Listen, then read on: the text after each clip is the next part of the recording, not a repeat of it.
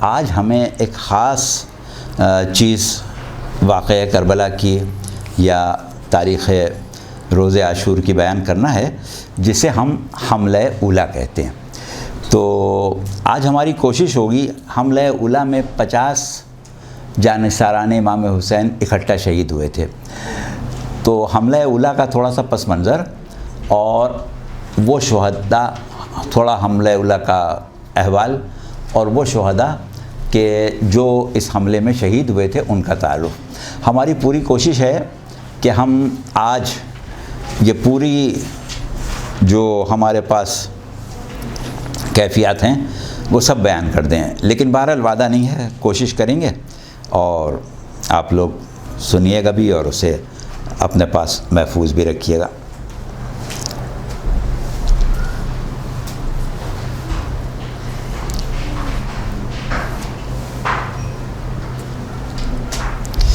اب عموماً ہوتا یہ ہے کہ ہم کوشش کرتے ہیں کہ آپ لوگوں کو جن چیزوں سے آگاہی ضروری ہے ان کا تمام تذکرے مختلف تاریخوں سے، مقاتل سے، محققین کے مقالوں سے ہم نکالتے ہیں اور اس کے بعد پھر اس کو ترتیب دے دیتے ہیں اس طرح سے کہ سننے والا اسے صحیح طریقے سے محسوس کر سکے اور ذہن نشین کر سکے۔ تو اس طرح زیادہ تر گفتگو ہمارے اپنے الفاظ میں ہوتی ہے، اسی وجہ سے ہم اس کو پہلے لکھ لیتے ہیں تاکہ جلدی جلدی بیان کر دیں اور اس میں تبدیلی بھی نہ ہو۔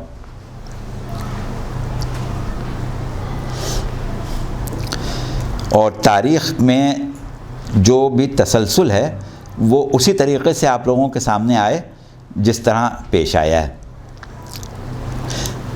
پھر اس کے بعد بہت سے محسوسات ہوتے ہیں جو تاریخ میں قلم بند نہیں کیے جا سکتے، اس کو محسوس ہی کرنا پڑتا ہے، قلب انسانی ہی اس کا احساس کر سکتا ہے۔ اب یہ کام ہمارے ماشاءاللہ مرثیہ نگاروں نے کیا ہے کہ جذبات و احساسات جو تاریخ میں نہیں لکھے جا سکتے اس کو اشعار کی شکل میں پیش کیا ہے، تو یہ ان کا حصہ ہے۔ لیکن ہم کوشش یہ کرتے ہیں کہ کربلا کو ایک الہی واقعہ، تاریخ کا واقعہ سمجھ کے نہیں بیان کرتے، ایک ایسا امام معصوم کا اقدام کہ جو ایک کار الہی ہے اور اس کو جس نظر سے شیعہ نے محمد و آل محمد اور عقیدہ ولایت و امامت رکھنے والے دیکھ سکتے ہیں، اس طریقے سے کوئی دوسرا نہ مورخ دیکھ سکتا ہے نہ کوئی مبصر دیکھ سکتا ہے۔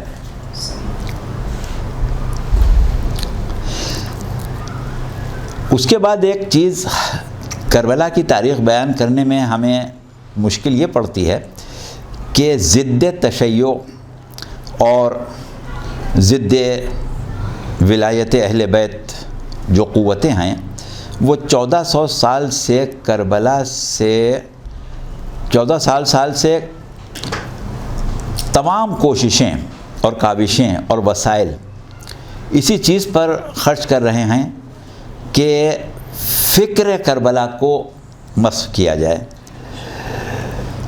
روح کربلا کو مسخ کیا جائے اور اثرات کربلا جہاں تک ہو سکے عالم انسانیت سے محو کیے جا سکیں۔ تو یہ اتنی جد و جہد اور اتنی کوشش اگر کسی اور کام کے لیے ہوتی تو اب تک کب کا وہ کام صدیوں پہلے ہو چکا ہوتا، لیکن یہ ایک عجیب ذکر ہے، ذکر کربلا، کہ اس کے خلاف جو کچھ بھی کیا گیا اس کے اثرات وقتی طور پر عالم انسانیت میں پڑتے ہیں، اور آج بھی ہم دیکھ رہے ہیں کہ بہت سے معاملات ایسے ہیں کہ جو ہمیں فکری طور پر ان کا علاج کرنا پڑتا ہے، لوگوں کے اذہان کو درست کرنا پڑتا ہے۔ لیکن دوسری طرف یہ بھی حقیقت ہے کہ عالم انسانیت غم و اندوہ اور مصیبت کے جتنے بھی تاثرات ہیں انہیں جلدی سے جلدی بھولنے کی کوشش کرتی ہے۔ یہ انسانیت کا مزاج ہے کہ جو ناخوشگوار باتیں ہوں، جو غم و اندوہ کی باتیں ہوں، انسان چاہتا ہے کہ جلدی سے اس کو بھلا دیں۔ اور کوئی حادثہ مثلا کسی زمانے میں پیش آیا ہو جس نے لوگوں کو غمگین کیا ہو، تو وقت جو ہے وہ جو گزرتا جاتا ہے متاثرین کے غموں سے متاثرین کے قلوب سے غموں کے تاثر کو مدھم کرتا رہتا ہے۔ یہ بھی ایک فطرت کا قانون ہے، لیکن ہم یہ دیکھتے ہیں کہ یہ قانون صرف اور صرف کربلا کے اوپر کارگر نہیں ہوتا۔ اس کا مطلب یہ کہ کربلا کی یاد میں کوئی نہ کوئی مشیت پروردگار عالم کار فرما ہے۔ اچھا، اس کے بعد ہم یہ دیکھتے ہیں کہ خوشیوں کے تہوار، لہو و لعب کے تہوار، یہ جو ہوتے ہیں یہ تمام انسان مناتے ہیں، انسانوں کی فطرت میں شامل ہے۔ اقوام عالم اپنے اپنے تہوار مناتی ہیں، اس میں جو تصور ہوتا ہے وہ مسرت کا ہوتا ہے، شادمانی کا ہوتا ہے، تفریح طبع کا ہوتا ہے، رنگ ریلیوں کا ہوتا ہے، کیا ہے کرسمس ہو، دیوالی ہو، دسہرہ ہو، اور مجوسیوں کے تہوار ہوں یا اور دیگر اقوام کے تہوار ہوں، وہ خوشی کے تأثر کے ساتھ ہوتے ہیں۔ پھر اس کے بعد ہم یہ دیکھتے ہیں کہ دور نہ جائیں، ہمارے اپنے معاشرے میں اگر ہم غور کریں تو ہم یہ دیکھتے ہیں کہ خوشیوں کے تہوار عالم اسلام میں بہت شوق سے منائے جاتے ہیں، چاہے وہ دونوں عیدیں ہوں یا اور کسی قسم کے ایام منا لیے جائیں، لوگ بہت خوشی سے مناتے ہیں۔ اور آپ لوگوں نے تو اپنے بزرگوں سے شاید سنا ہو، دیکھا نہیں ہوگا کہ بر صغیر میں صورت یہ تھی کہ جو قمری مہینے ہیں ہمارے اسلامی کیلنڈر کے، ان کے کچھ نام مقرر تھے جو عربی ناموں سے الگ تھے۔ جیسے مثال کے طور پر صفر کے مہینے کو تیزی کا مہینہ کہا جاتا تھا، اور صفر کی 13 تاریخ کو رسول اللہ کی بیماری کا دن منایا جاتا تھا، 13 تیزی یعنی 13 صفر۔ اچھا، اسی طریقے سے ربیع الاول کے مہینے کو وفات کا مہینہ کہا جاتا تھا، ربیع الاول نہیں کہا جاتا تھا۔ مہینے اس طریقے سے پرانی بوڑھیاں گنتی تھیں بر صغیر کی کہ محرم، تیزی، وفات، میراجی، مدار، خواجہ معین الدین، اس طرح مہینوں کے نام گنتی تھیں۔ تو اس میں ربیع الاول کا لفظ کبھی نہیں آتا تھا، وفات کا مہینہ۔ تو وفات کا مہینہ کیوں کہتے تھے؟ کہ اس میں رسول اللہ کی وفات ہوئی۔ اچھا، اب کیونکہ عام مسلمانوں میں رسول اللہ کی وفات کی تاریخ 12 ربیع الاول مشہور ہے، تو ہندوستان میں تقسیم ہند سے پہلے سے لے کے تقسیم ہند کے بعد ایوب خان کے زمانے تک، ایوب خان کا ماشاء اللہ 1958 میں لگا ہے، پاکستان بننے کے 11 سال بعد، تو ایوب خان کے زمانے تک اسکولوں میں چھٹی ہوتی تھی 12 وفات کی، دفتروں میں اور عام پبلک ہالیڈے 12 وفات کی نہیں ہوتی تھی، اسکول کی چھٹی ہوتی تھی، اور اس دن کو 12 وفات کہہ کے منایا جاتا تھا۔ اب ظاہر ہے کہ منایا تو جا ہی نہیں سکتا، کیونکہ غم منانا ہے۔ غم کون منائے؟ غم منانا آپ کا ورثہ ہے، آپ کوئی غم نہیں مناتا۔ لاکھ دعوائے محبت کریں لیکن غم منانا دل گردے کی بات ہے۔ کوئی غم نہیں مناتا تھا، تأثر تھا کہ آج وفات کا دن ہے۔ اب ایوب خان کے زمانے میں کوئی سمجھدار آدمی پیدا ہوا تو اس نے یہ اندازہ لگا لیا کہ بھائی عاشقان رسول جو ہیں وہ رسول کے لیے خوشی منا لیں گے، رسول کے لیے غم کبھی نہیں منائیں گے۔ لہٰذا اس نے حکومت کو مشورہ دیا کہ 12 وفات کا نام تبدیل کر کے عید میلاد النبی رکھ دو اور اس دن خوشی کا تاثر رکھو۔ اب جس دن سے عید میلاد النبی کا لفظ استعمال ہوا اور لفظ عید خوشی کا دن، تو ہزاروں لاکھوں عاشقان رسول خوشی منانے کے لیے نکل آئے، اور اس کے بعد سے یہ ایک عام تعطیل اور ایک عید کے دن کے طور پر منایا جاتا ہے۔ پوری جو تاریخ ہے اسلام کی، اس میں سے رسول اللہ کی وفات کا تاریخ دن ہی نکل گیا، سال میں آتا ہی نہیں کبھی۔ سال میں رسول اللہ کی اگر وفات کا دن آ جائے تو وہ تو مسلمانوں کے لیے، عاشقان رسول کے لیے غم کا دن ہوگا نا، اور غم کس کو منظور؟ خوشی سب کو چاہیے۔ تو نتیجہ یہ ہوا کہ پاکستان اور پھر اس کے بعد ہندوستان میں بھی چلا گیا کہ 12 ربیع الاول عید میلاد ہو گئی، غم کا دن ختم ہو گیا۔ تو یہ سب بیان کرنے کا مقصد کچھ اور نہیں ہے، کسی پر طنز کرنا نہیں ہے، اور نہ ہی ہم اس کے خلاف ہیں۔ ہم تو کہتے ہیں بہت اچھی بات ہے، ضرور منانا چاہیے رسول اللہ کی ولادت، اور ہم تو ہمیشہ سے 28 صفر کو غم مناتے چلے آ رہے ہیں۔ 28 صفر کو ہمارے یہاں مجلسیں ہوتی ہیں، ہم ماتم کرتے ہیں، ہم جلوس نکالتے ہیں، ہم تابوت اٹھاتے ہیں، ہم نوحہ ماتم سب کچھ کرتے ہیں، تو ہمارے لیے تو مسئلہ نہیں ہے۔ اور 17 ربیع الاول کو ولادت بھی مناتے ہیں، بھائی 17 کی جگہ 12 کو منانے کو 12 بھی منا لیں گے، ہمیں کیا ہے، رسول اللہ کی خوشی تو منانا ہے، بلکہ خوشی منانے والوں کے ساتھ ہیں۔ ہمیں بہت خوشی ہے کہ چلو غم نہیں مناتے تو خوشی تو مناؤ، تو ہمیں تو بہت خوشی ہے، ہمیں اس پر کوئی اعتراض نہیں ہے۔ یہ نہیں ہے کہ ہم اس پر اعتراض کر رہے ہیں، بلکہ ہم بتانا یہ چاہ رہے ہیں کہ مسلمان لاکھ دعوائے محبت آل محمد نہ بھی کرے تو محبت محمد کا دعویٰ تو کرتا ہے، لیکن اس کے باوجود غم منانے کو تیار نہیں ہوتا۔ یہ غم منانا جو ہے یہ ایک خاص چیز ہے جو قسمت والوں کو پروردگار دیتا ہے۔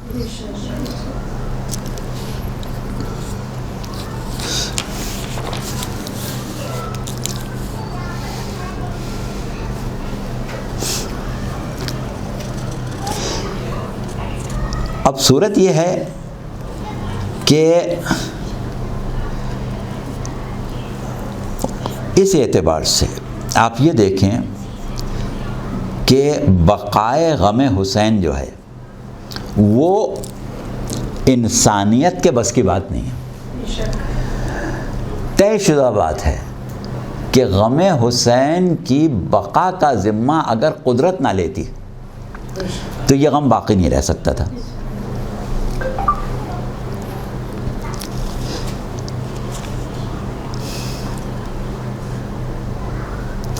تو بہرحال یہ بات تو ہم نے ایک اس لیے کہی کہ ہمارے اذہان میں یہ بات ہونا چاہیے کہ اگر ہم کو نعمت غم حسین ملی ہے تو ہمیں یہ سمجھنا چاہیے کہ یہ پروردگار عالم نے ہم کو کوئی خاص نعمت عطا کی ہے جو کسی کو نہیں مل سکتی، مل ہی نہیں سکتی۔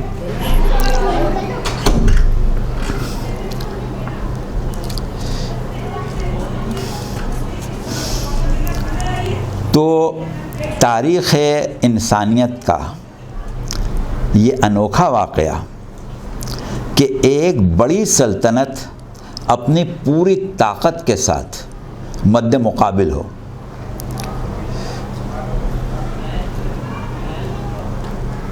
اور وہ افواج جو جمع کی گئی ہوں وہ پیشہ ور فوجی ہوں، ساز و سامان سے لیس ہوں، سیر و سیراب ہوں، اور لاکھوں نہیں تو ہزاروں تو بہرحال ہیں، کیونکہ ہمارے پاس اگر ہم ابن سعد کے لشکر کی تعداد جو کربلا میں جمع ہو چکی تھی اس کی تعداد کم سے کم جو مورخین نے لکھی ہے، سب سے کم، یعنی اس سے کم کسی نے لکھی نہیں، وہ 30,000 ہے۔ اب 30,000 کے مقابلے پر اگر 100 آدمی ہوں یا 125 آدمی ہوں،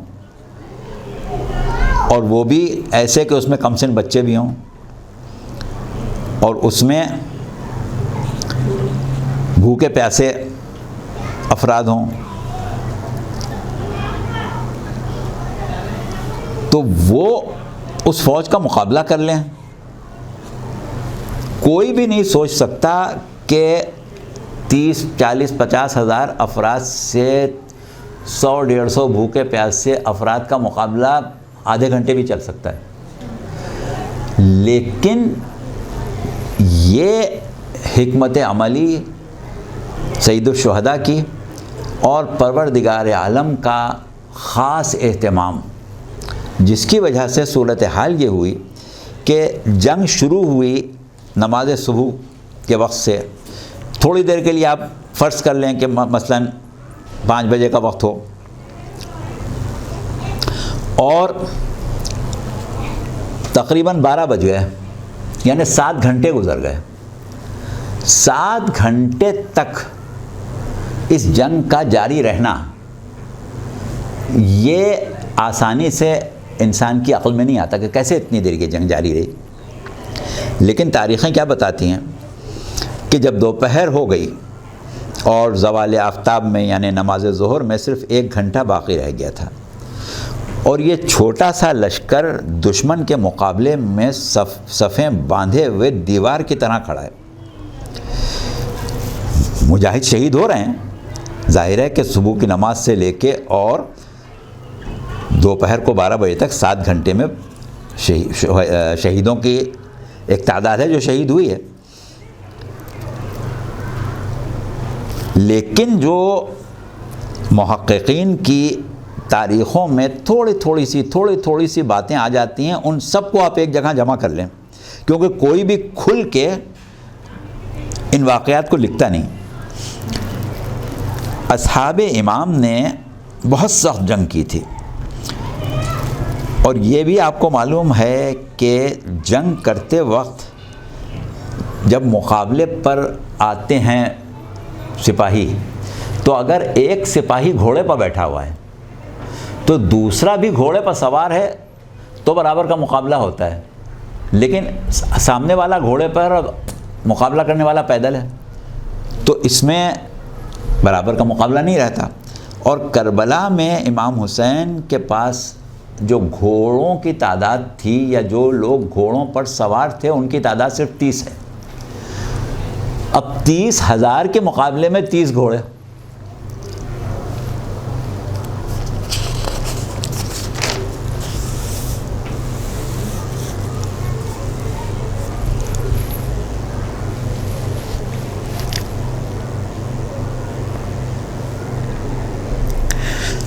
بڑے بڑے نامی گرامی تجربہ کار افراد تھے، اور بنو امیہ کے بہت زیادہ بے خواہ، کیونکہ بنو امیہ کے وہ سردار جو ابن سعد کے لشکر میں تھے وہ زیادہ تر بنو امیہ کے وہ بے خواہ تھے جنہوں نے امام حسین کو فریب دینے کے لیے خط بھی لکھے تھے. وہ جو کہتے ہیں نا کہ بلایا تھا اور اس کے بعد جنگ کرنے آ گئے، تو یہ کوئی چاہنے والوں نے ایسا نہیں کیا تھا، یہ وہ تھے جو دشمن تھے انہوں نے بلایا تھا اور اس کے بعد جنگ کرنے آئے تھے. تو اس میں یہ ایک شخص ہے جو بلانے والوں میں بھی شامل ہے، غررہ ابن قیس. یہ نام آپ لوگ یاد رکھیں، چاہیں تو نوٹ کر لیں. غررہ ابن قیس یہ فوج یزید کے سواروں کا افسر تھا. غین، رے اور ہے یعنی ہائے حوث گول والی، جیم چے والی نہیں، گول والی. غررہ ابن قیس، قیس کی ہجرت آپ لکھ لیں گے.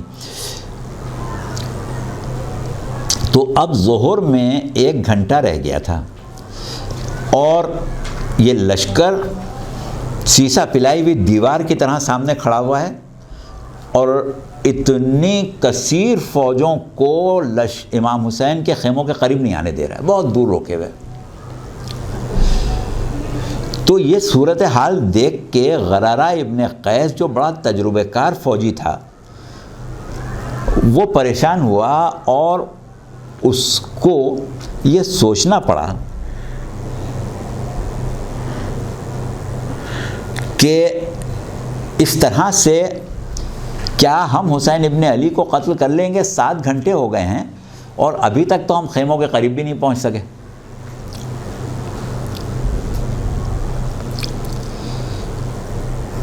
اس نے اپنے ماتحت فوجیوں میں سے ایک فوجی تھا جس کا نام تھا عبد الرحمن ابن حسین.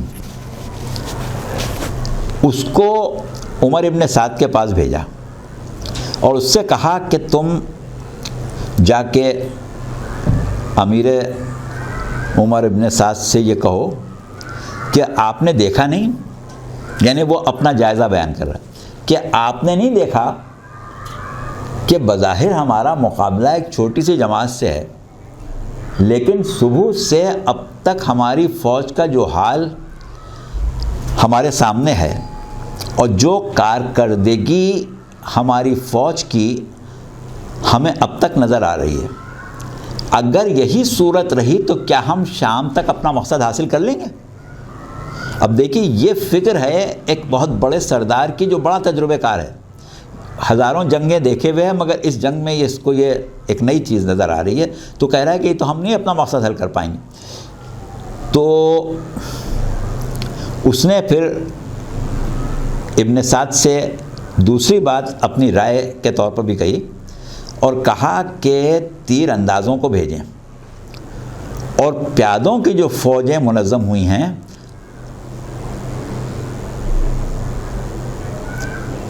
ان کو اس بات کا حکم دیں کہ وہ بھی سامنے آئیں.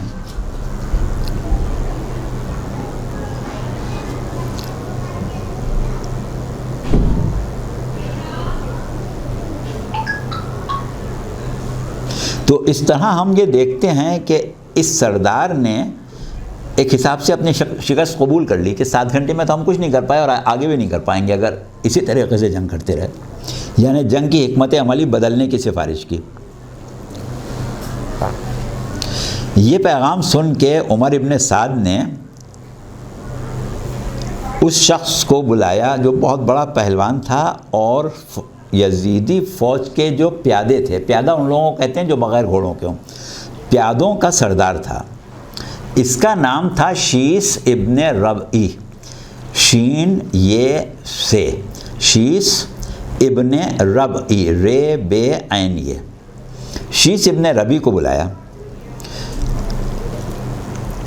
وہ ذاتی طور پر ایک بڑا پہلوان بھی سمجھا جاتا تھا، اور اس سے کہا، بلکہ اس کو ایک شخص کے ذریعے پیغام بھجوایا اور اس سے کہا کہ تم کیا کر رہے ہو؟ کیا ایسا نہیں ہو سکتا کہ تم آگے بڑھو؟ اور اب ان لوگوں کے مقابلے میں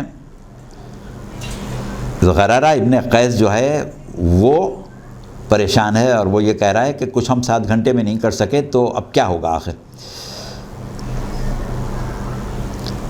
ہوتا یہ ہے عام طور پر جو سلطنتوں کے بڑے بڑے مراد یافتہ اور مغرور سردار ہوتے ہیں وہ آپس میں ایک دوسرے کو نیچا دکھانے کے مواقع بھی تلاش کرتے ہیں. تو اب یہ شیس کہنے لگا کہ سواروں کی اتنی بڑی فوج ناکافی ہو گئی.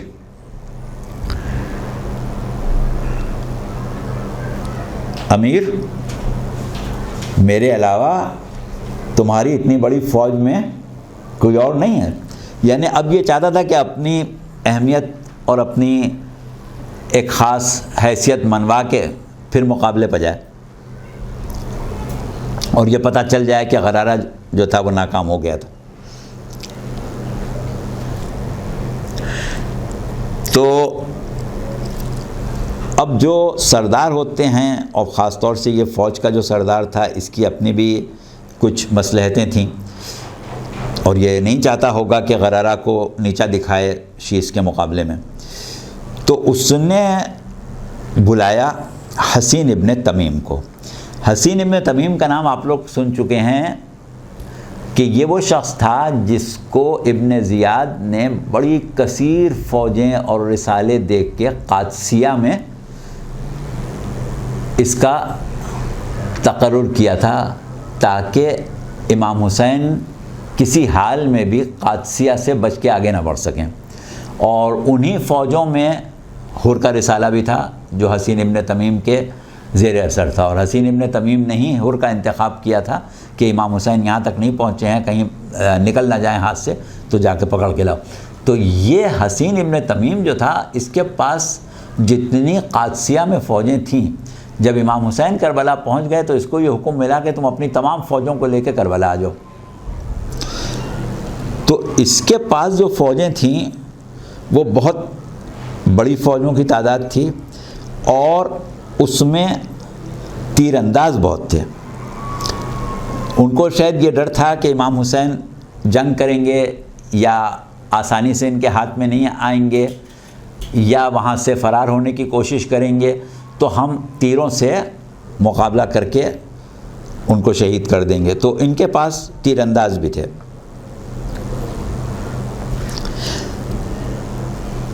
تو اس وقت عمر ابن سعد نے کہا حسین ابن تمیم سے کہ تمہارے پاس تیر اندازوں کی تعداد بہت زیادہ ہے، میں تم کو 500 تیر انداز اور دے رہا ہوں۔ اب دیکھیے تیر انداز جو ہوتے ہیں تیروں کی جنگ کرتے ہیں، اور اس میں کربلا میں تیر انداز بہت زیادہ بلائے گئے تھے۔ تیر اس زمانے میں مختلف قسم کے استعمال ہوتے تھے، 1 بھال کا تیر، 2 بھال کا تیر، 3 بھال کا تیر۔ تو اس میں وہ بڑے تیر چلانے والے جو لوگ تھے وہ بڑے ماہرین ہوتے تھے، اور وہ تیروں سے گھوڑوں کو، اونٹوں کو مارتے تھے۔ گھوڑے کے اوپر تیر مارا، گھوڑا گر کے مر گیا، اونٹ کو مار دیا، تو وہ بڑے بڑے تیر ہوتے تھے۔ ان کو چلانے والے بھی بہت ماہر لوگ ہوتے، ہر ایک اس تیر کو اٹھا بھی نہیں سکتا تھا۔ اچھا، پھر 2 بھال کے تیر ہوتے تھے جو عموماً استعمال ہوتے تھے۔ پھر دور سے کسی کو نشانہ بنانے کے لیے ہلکا تیر چاہیے ہوتا تھا، تو 1 بھال کا تیر بھی استعمال ہوتا تھا۔ تو کربلا میں ہر قسم کے تیر انداز بہت بڑی تعداد میں تھے، اور حسین ابن تمیم کی سرکردگی میں تھے۔ اب حسین ابن تمیم کو 500 تیر انداز اور دیے گئے۔ اب سوال یہ ہے، جس کو آپ اور سے سنیں، کہ تیر انداز کیوں دیے گئے؟ بات یہ ہوتی ہے کہ تیروں کی جنگ ایک بزدلانہ جنگ ہوتی ہے، اور اصول اور قانون کے خلاف ہوتی ہے۔ کتنا ہی بڑا بہادر، کتنا ہی بڑا جانباز، کتنا ہی بڑا ماہر حرب و ضرب ہو، آپ دور سے اس کو تیر مار دیں تو وہ کیا کرے گا؟ اس کے مقابلے پہ آگے مقابلہ کرو تو مقابلہ کرے گا۔ جب آپ دور سے تیر مار دیں گے تو بیچارہ کچھ بھی نہیں کر سکے گا۔ تو اس لحاظ سے جو غیرتدار لوگ ہوتے تھے وہ جنگ میں تیروں کا استعمال نہیں کرتے تھے، لیکن یہاں پر تیر بہت کثرت سے استعمال کیے گئے۔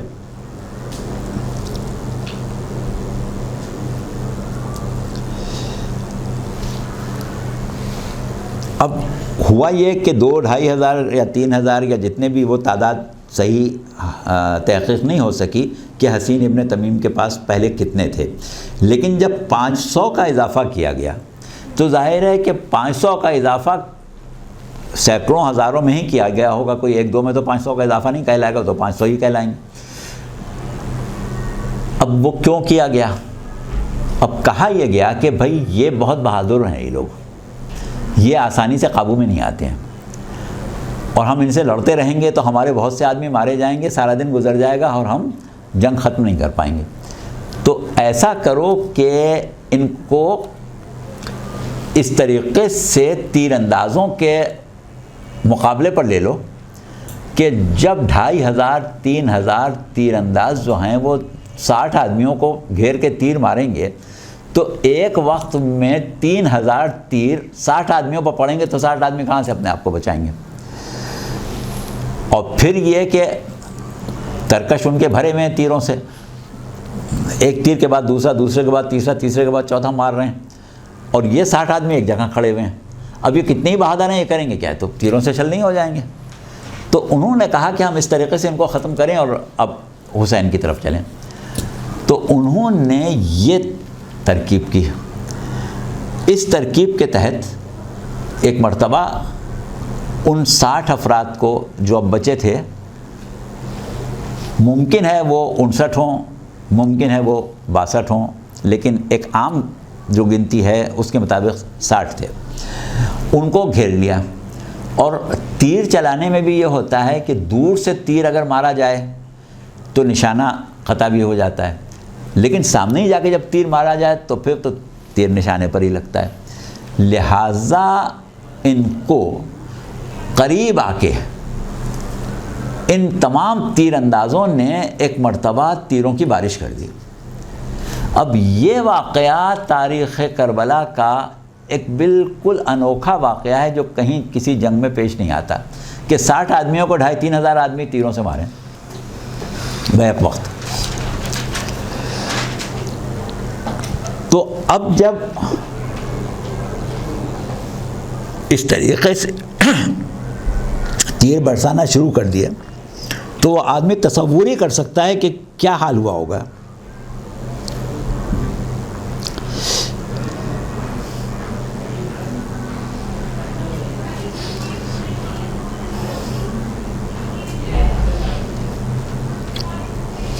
جب ان شجاعوں کو اس طریقے سے تیروں کا نشانہ بنایا گیا اور انہوں نے دیکھا کہ تیروں سے بچنا تو کسی حال میں ممکن ہے ہی نہیں، ہم چھلنی ہو کے مر جائیں گے، مقابلہ کسی سے بھی نہیں کر پائیں گے، تو انہوں نے یہ کیا کہ سوچا کہ چلو ہم ایسا کرتے ہیں، فوری طور پر ایک منصوبہ بنانا اور اس پر عمل کرنا یہ بھی ایک بس قدرت کی مدد تھی، ورنہ اتنی جلدی سے ان کی سمجھ میں بھی نہیں آنا چاہیے تھا.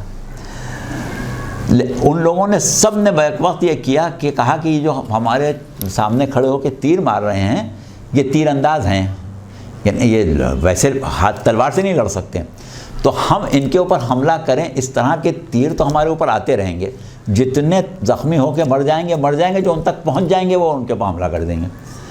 تو نتیجہ یہ ہوا کہ یہ تیروں سے چھلنی ہوتے ہوئے ان تک گئے اور ان پر حملہ کیا. اب جب ان پر حملہ کیا تو ظاہر وہ لڑ تو نہیں سکتے تھے، وہ پسپا ہو کے بھاگ گئے. اب جب وہ پسپا ہو کے بھاگے تو اس وقت ایک عجیب عالم تھا، گرد و غبار ہو رہا تھا میدان میں، سوائے گرد کے کچھ نظر نہیں آ رہا تھا، کیونکہ اس وقت ہر طرف سے صرف یہ کوشش تھی ان لوگوں کی کہ کس طرح پہنچ جائیں، اور وہ لوگ قریب سے قریب آ کے تیر مارنا چاہ رہے تھے. تو ایسے میں گرد و غبار جب ایک دفعہ بیٹھا تو اب میدان میں 50 مجاہد تڑپتے ہوئے نظر آئے، لیکن وہ جو تیر چلا رہے تھے وہ بہرحال پیچھے ہٹ گئے. تو ان لوگوں کا یہ بہت بڑا کارنامہ تھا کہ ان تیر چلانے والوں کو تو پیچھے ہٹا دیا، لیکن 50 افراد شہید ہو گئے، اور وہ لوگ جو بچے وہ اب تقریباً 10 کی تعداد میں بچے تھے، باقی سب شہید ہو گئے تھے.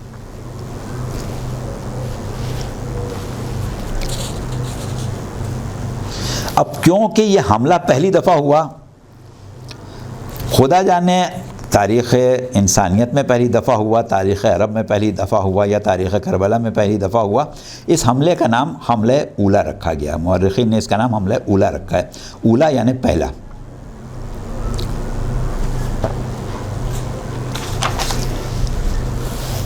اب یہ واقعہ جو تھا وہ ظہر سے 1 گھنٹے پہلے پیش آیا تھا. اب جو جانثاران مظلوم کربلا تھے وہ بھوکے پیاسے تو تھے ہی، زخمی بھی تھے، اور زیادہ سے زیادہ 10 یا 11 کی تعداد میں رہ گئے تھے، ورنہ ممکن ہے کہ یہ 8 یا 9 ہی ہوں.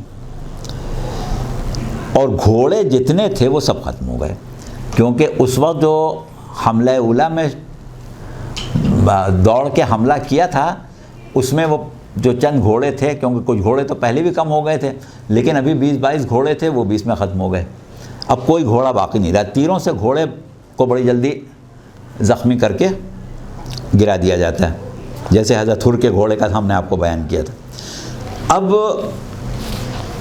اکثر تاریخوں نے تو یہ لکھا ہے کہ امام حسین کے پاس اب ایک گھوڑا بھی نہیں رہ گیا تھا، لیکن جو مستند واقعات ہمیں ملتے ہیں اس سے یہ لگتا ہے کہ ایک گھوڑا جو پیغمبر اسلام کا گھوڑا تھا جس کا نام ذوالجناح یا مرتجس تھا، وہ خاص امام حسین کی سواری کے لیے بچا لیا گیا تھا، یا اصحاب نے اس کو بچا کے رکھا تھا کہ امام حسین جب جنگ کریں تو ان کے پاس گھوڑا ہو.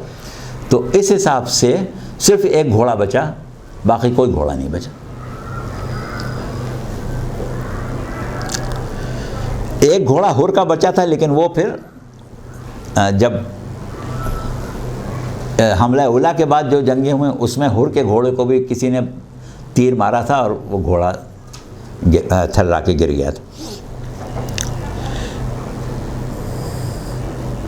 اب وہ لشکر جو ابھی تک خیام حسینی سے دور تھا بہت قریب آ گیا، فوجوں کے حوصلے بھی بہت بلند ہو گئے، وہ خوش تھے کہ اب حسین کو قتل کرنے کے لیے ہمیں زیادہ وقت نہیں چاہیے۔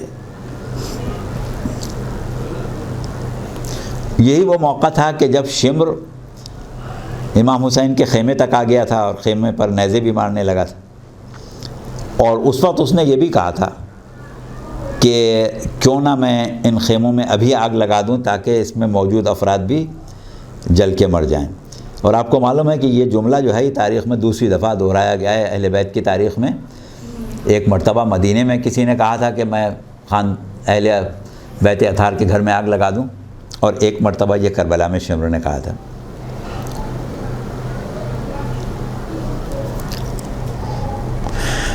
اب اس کے بعد جو حالات تھے وہ ہم نے بیان کر دیے بعض شہداء کے سلسلے میں، اور اس وقت ایک واقعہ یہ بھی پیش آیا تھا کہ جناب زہیر قین جو تھے انہوں نے 10 افراد کے ساتھ شمر پر اور اس کے ساتھیوں پر حملہ کر کے اس کو دور بھگا دیا تھا۔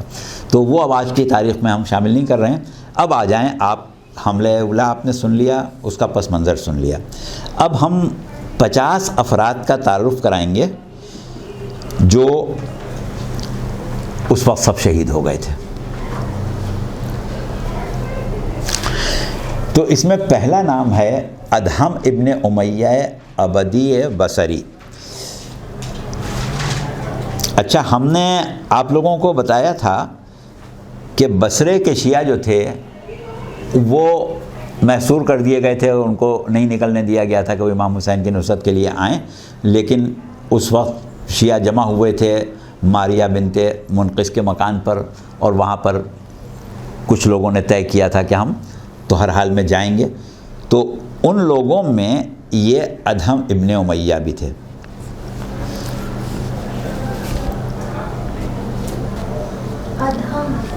الف دال ہے میم۔ یہ اپنے 2 بیٹوں کو بھی لے کے آئے تھے بصرے سے۔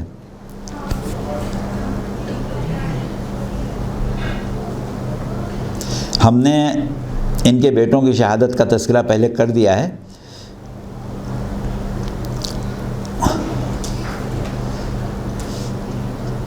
یہ 6-7 افراد تھے، ان کا الگ الگ ذکر کیا ہے ہم نے، لیکن کیونکہ ادہم ابن امیہ جو ہیں یہ حملہ اولا کے شہید ہیں،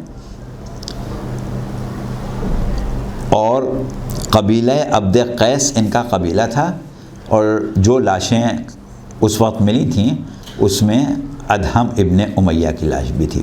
اچھا، اب ایک بات ہے کہ کیونکہ یہ سب اکٹھا شہید ہو گئے، کچھ نہیں معلوم کہ کون پہلے شہید ہوا کون بعد میں ہوا، تو اس لیے ان کے نام جب لکھے جاتے ہیں تو حروف تہجی کے اعتبار سے لکھ دیے جاتے ہیں، یعنی پہلے الف کے، پھر بے کے، پھر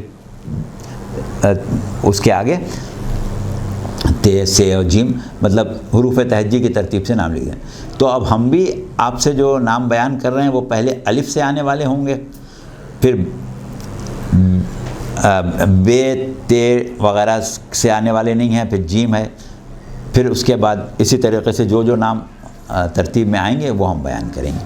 تو یہ ادہم ابن امیہ ہیں جو بصرے کے رہنے والے ہیں، عبد قیس سے ان کا تعلق ہے، حملہ اولا میں شہید ہوئے۔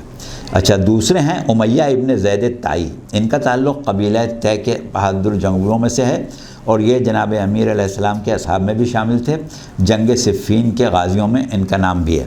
اور جب انہوں نے بے جگری سے جہاد کیا تھا جنگ صفین میں، اور کربلا میں امام حسین کے پہنچنے کی خبر ان کو کوفے میں ملی تھی، تو یہ نصرت حق کے لیے کربلا پہنچ گئے تھے، بلکہ بہت ہی مصمم انہوں نے ارادہ کیا تھا اور پہنچنا چاہتے تھے، لیکن کوئی راستہ نہیں مل رہا تھا۔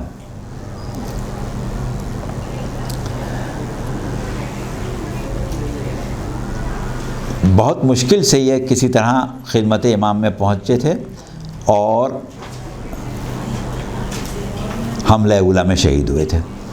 اچھا، تیسری ذات جو ہے شخصیت ہیں جابر ابن حجاج تمیمی، قبیلہ بنی تمیم کے ہیں،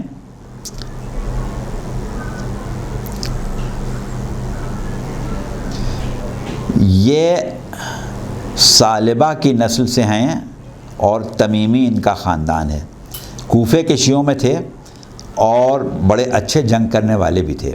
جب حضرت مسلم ابن عقیل کوفے پہنچے تھے تو یہ ان کے آوان و انصار میں بھی شامل ہوئے تھے، لیکن حضرت مسلم ابن عقیل کی شہادت کے بعد دیگر شیعوں کی طرح یہ بھی پوشیدہ ہو گئے تھے، اور ان کی سمجھ میں نہیں آتا تھا کہ کیسے امام حسین تک پہنچیں۔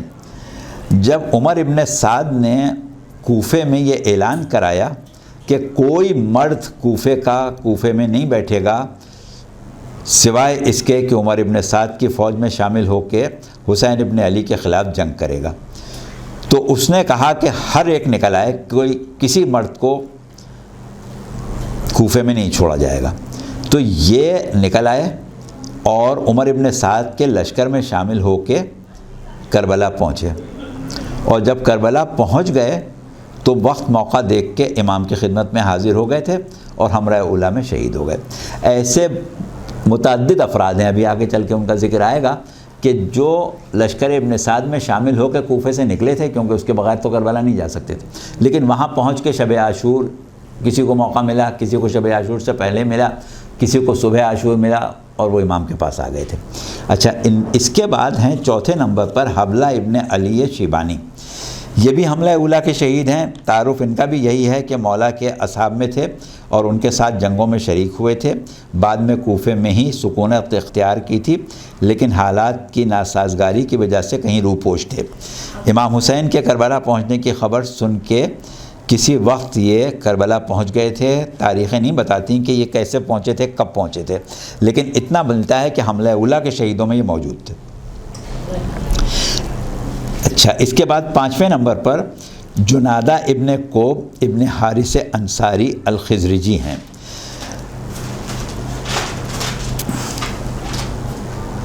ہم نے ذکر کیا تھا جناب عمر ابن جنادہ کا اصحاب میں، کہ جو 10 سال کے بچے تھے اور کربلا میں شہید ہوئے تھے، یہ ان کے والد ہیں جو حملہ اولیٰ میں شہید ہوئے تھے۔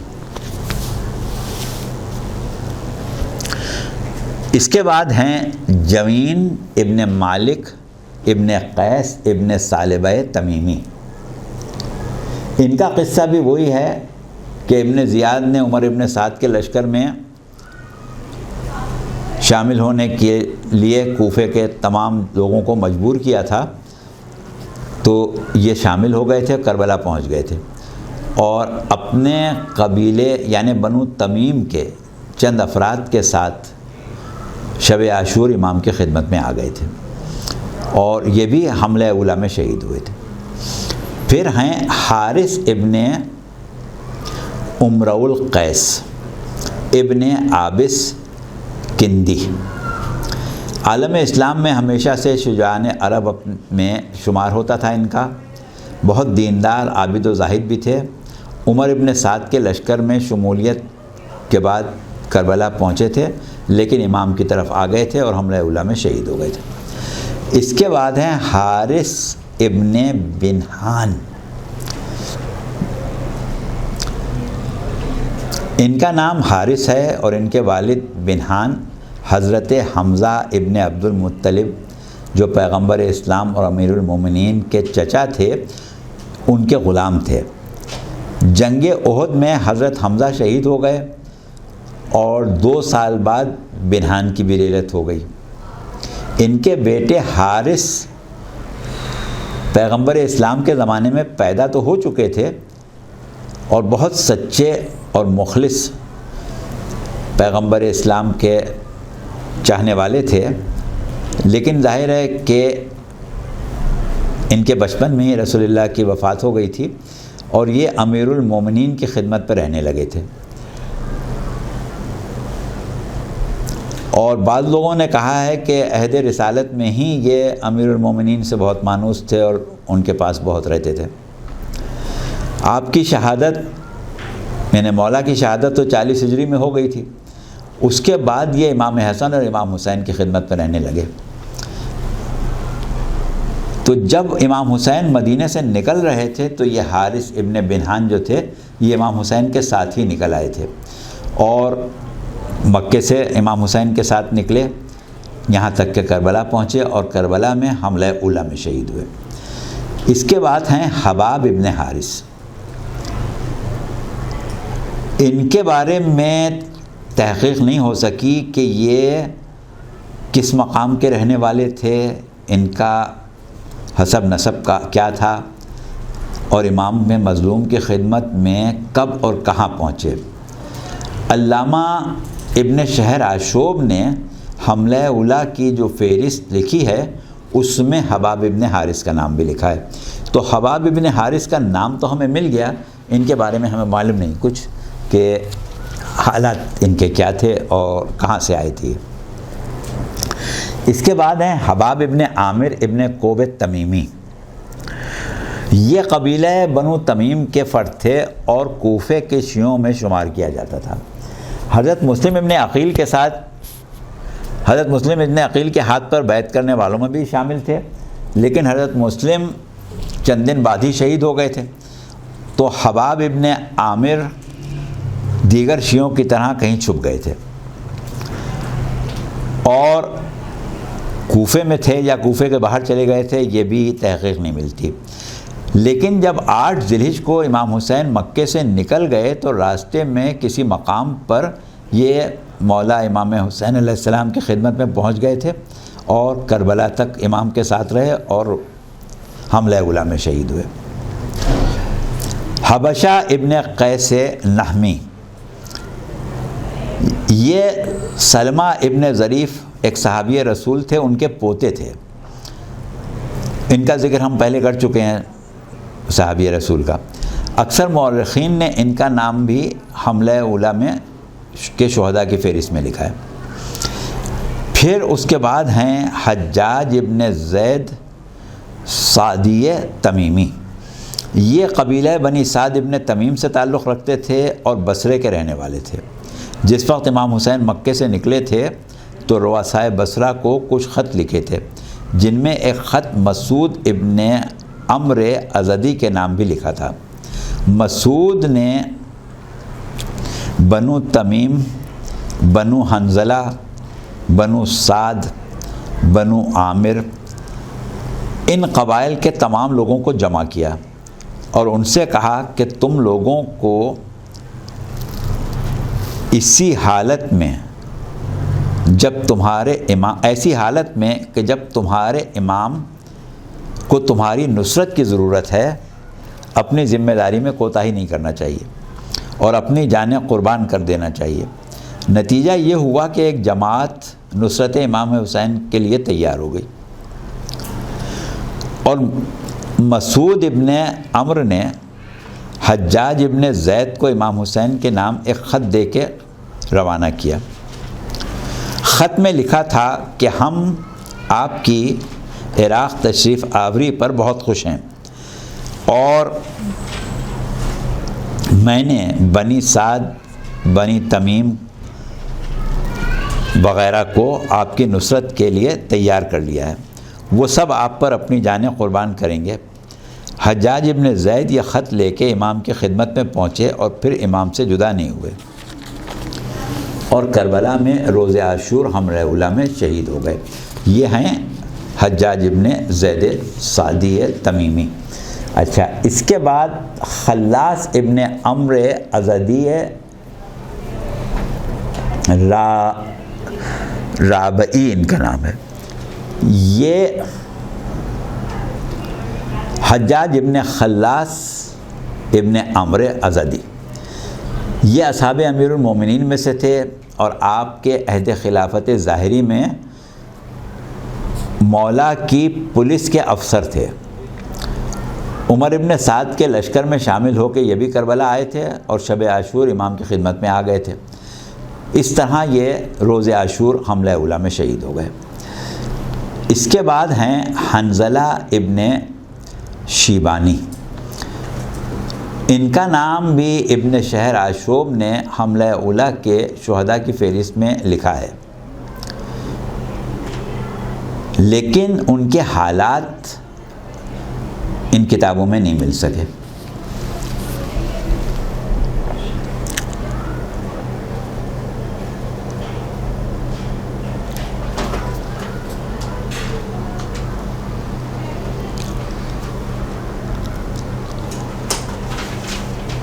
اچھا، اس کے بعد ہیں ظاہر ابن عمر اسلمی کندی. یہ بھی کربلا کے بزرگ شہیدوں میں ہیں، یعنی عمر ان کی بہت کافی تھی. یہ ایسے صحابی رسول ہیں جو 6 ہجری میں صلح حدیبیہ کے موقع پر رسول اللہ کے ساتھ موجود تھے اور ان حقیقی مومنین میں شامل تھے جنہوں نے درخت کے نیچے پیغمبر اسلام کے ہاتھ پر بیعت کی تھی، اور بیعت رضوان جس کو کہا جاتا ہے اس میں یہ بھی شامل تھے، جیسا کہ تاریخیں بتاتی ہیں یا قرآن کی وہ آیت ہے کہ اللہ ان بیعت کرنے والوں سے راضی ہوا تھا. یعنی اس بیعت کرنے والوں میں جو مومنین تھے ان سے پروردگار راضی تھا. اچھا جی، ظاہر ابن عمر اسلمی، یہ زال زے سے ہے، ظاہر زوئے سے نہیں.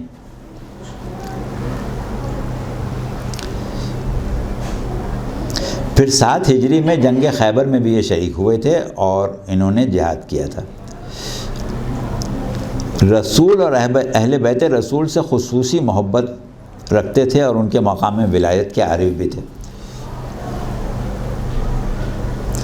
جب معاویہ ابن ابی سفیان نے اپنے خود ساختہ بھائی زیاد ابن سمیہ کو کوفے کا گورنر بنایا اور بعض لوگ اس کے مظالم سے تنگ آ کے بعض لوگوں نے احتجاج کیا تو اس میں یہ عمرو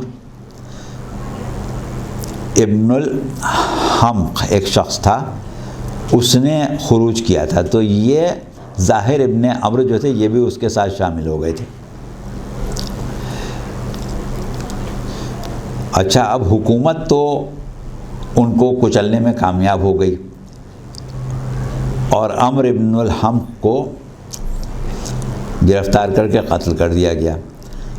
اب اس وقت تلاش ہوئی ظاہر ابن عمرو کی، کیونکہ ان کی بھی گرفتاری کے احکام جاری کر دیے گئے تھے اور حکم تھا کہ ان کو قتل کر دیا جائے، لیکن یہ چھپ کے فرار ہونے میں کامیاب ہو گئے اور پھر کسی کو خبر نہیں کہ وہ گئے کہاں. حکومت وقت نے کوشش کی کہ کسی طرح ان کو گرفتار کیا جائے، لیکن یہ کسی کو ملے نہیں.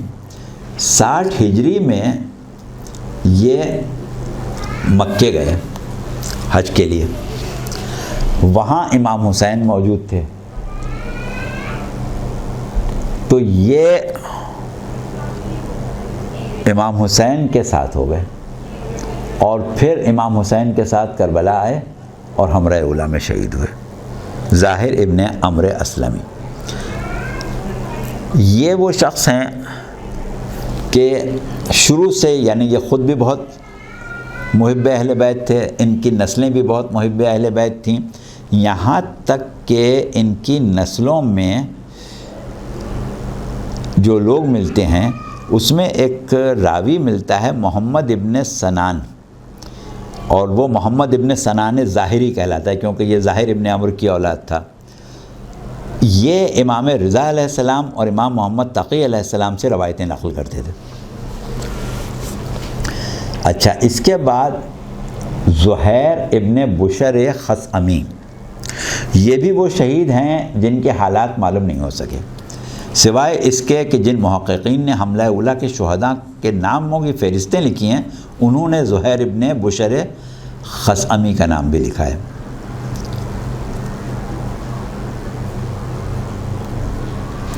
اس کے بعد ہیں زہیر ابن سلیم ابن عمرو ازدی. ان کے بھی حالات کی تحقیق نہیں ہو سکی، البتہ اتنا ملتا ہے کہ 9 محرم تک یہ لشکر امام میں نہیں تھے بلکہ ابن سعد کے لشکر میں تھے.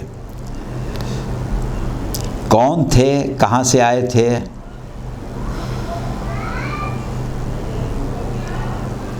یہ تاریخیں نہیں بتاتی.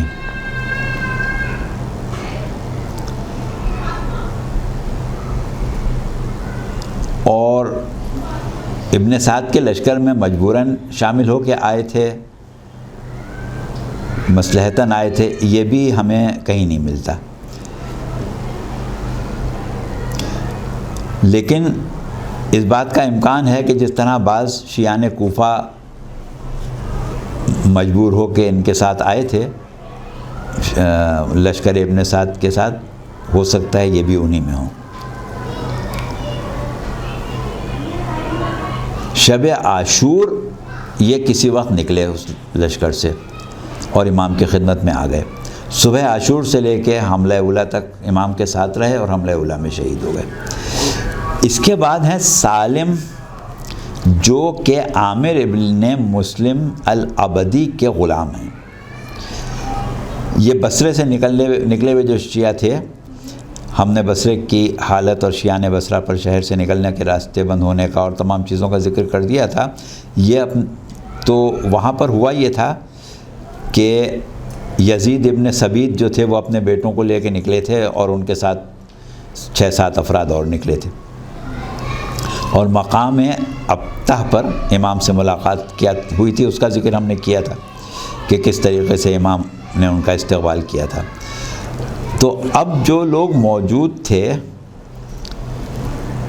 یزید ابن ثبیت کے 2 بیٹے، یزید ابن ثبیت، عامر ابن مسلم العبدی، ان کے غلام سالم، یہ روز عاشور حملہ اولیٰ میں شہید ہوئے۔ اس کے بعد ہیں سلیم، یہ امام حسن علیہ السلام کے غلام تھے اور بڑے باوفا غلام تھے، اور ان کے بارے میں بہت تصریح نہیں ملتی کہ یہ کربلا امام حسین کے ساتھ ہی مدینے سے نکل کے آئے تھے یا درمیان میں کہیں پہنچ گئے تھے، لیکن زیادہ تر امکان یہ ہے کہ یہ مدینے سے امام حسین کے ساتھ ہی نکلے تھے اور حملہ اولیٰ میں شہید ہو گئے۔ اس کے بعد ہیں سوار ابن حارث، اور ان کا پورا نام ہے سوار ابن خابس ابن ابی عمیر ابن نحم الحمدانی۔ قبیلہ حمدان کے نحمی خاندان سے ان کا تعلق تھا، راویان حدیث میں شمار ہوتا ہے۔ یہ کربلا میں 9 محرم یا شب عاشور کہیں سے پہنچے تھے اور حملہ اولیٰ کا شہید ان کو اس اعتبار سے کہا جاتا ہے کہ انہوں نے حملہ اولیٰ میں جنگ کی اور دیگر شہداء کے ساتھ زخموں سے چور ہو کے زمین پر تڑپنے لگے۔ اس وقت ان کے قبیلے کے کچھ لوگ جو لشکر ابن سعد میں تھے وہ دوڑ کے آئے اور ان کو اٹھا کے ابن سعد کے پاس لے گئے، تو اس نے قتل کرنے کا حکم دیا۔ خاندان والوں نے کہا کہ بھئی ہم اس لیے تو نہیں اٹھا کے لائے تھے کہ آپ قتل کر دیں، قتل تو یہ ہو ہی رہے ہیں، تڑپ ہی رہے ہیں، مر جائیں گے ابھی۔ تو ابن سعد یہ سوچ کے غالباً خاموش ہو گیا کہ یہ تو مر رہا ہے، ابھی مر جائے گا، بہت زیادہ زخمی تھے۔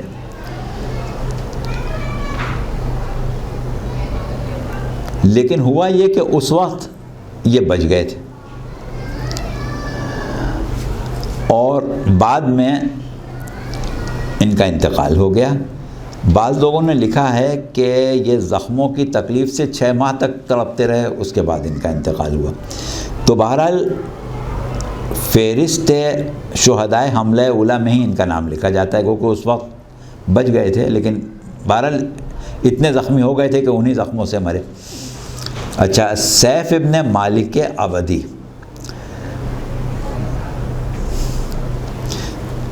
یہ بھی بصرے میں ماریہ بنت منقس کے گھر میں جمع ہونے والے شیعوں میں شامل تھے اور یزید ابن ثبیت کے ساتھ نصرت امام کے نکلے تھے، ابتح کے مقام پر امام کے ساتھ ہو گئے تھے، اور اس کے بعد یہ روز عاشور حملہ اولیٰ میں شہید ہو گئے۔ اس کے بعد نام ہے شعیب ابن عبداللہ کا۔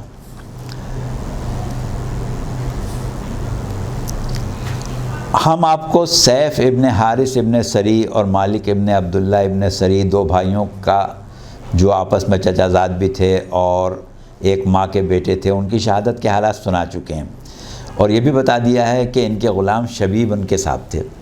تو اب یہ شبیب ابن عبداللہ ہیں جن کا اب ہم ذکر کر رہے ہیں، شبیب ابن عبداللہ، یہ خدمت امام میں آئے اور میدان کی اجازت مانگی، لیکن حملہ اولیٰ کا وقت آ گیا تو یہ حملہ اولیٰ میں پہنچ گئے اور شہید ہو گئے۔ اس کے بعد ہیں شبیب ابن عبداللہ نحشلی۔ یہ تابعین کے اس طبقے کے فرد ہیں جو آل رسول سے عقیدت اور محبت رکھتے تھے، مولا کے ساتھ ہر جنگ میں شریک ہوئے تھے، پھر امام حسن کی خدمت میں رہے اور اس کے بعد امام حسین کی خدمت میں آ گئے۔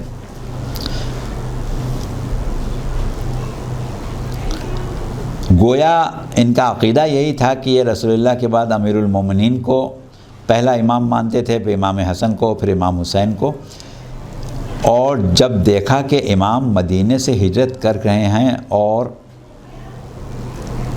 کسی پریشانی کے عالم میں ہیں تو یہ امام حسین کے ساتھ ہو گئے اور کربلا تک ساتھ رہے، یہاں تک کہ روز عاشور یہ بھی حملہ اولیٰ میں شہید ہوئے۔ اس کے بعد ہیں زرغامہ ابن مالک ثعلبی، نہیں معاف کیجیے گا، زرغامہ ابن مالک تغلبی۔ یہ کوفے کے شیعہ تھے، حضرت مسلم ابن عقیل کی شہادت سے پہلے تک ان کی خدمت میں رہے اور شہادت کے بعد دیگر شیعوں کی طرح روپوش ہو گئے۔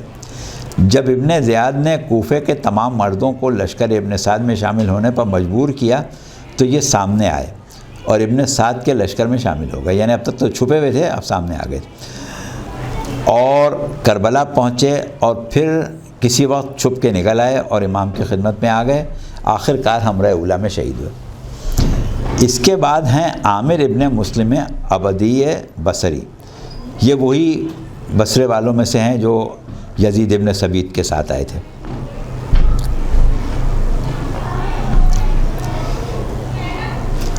بصرے کے جو بھی شیعہ کربلا میں شہید ہوئے ہیں وہ صرف وہی ہیں جو یزید ابن ثبیت کے ساتھ آئے تھے، اس کے علاوہ کوئی نہیں آ سکا تھا۔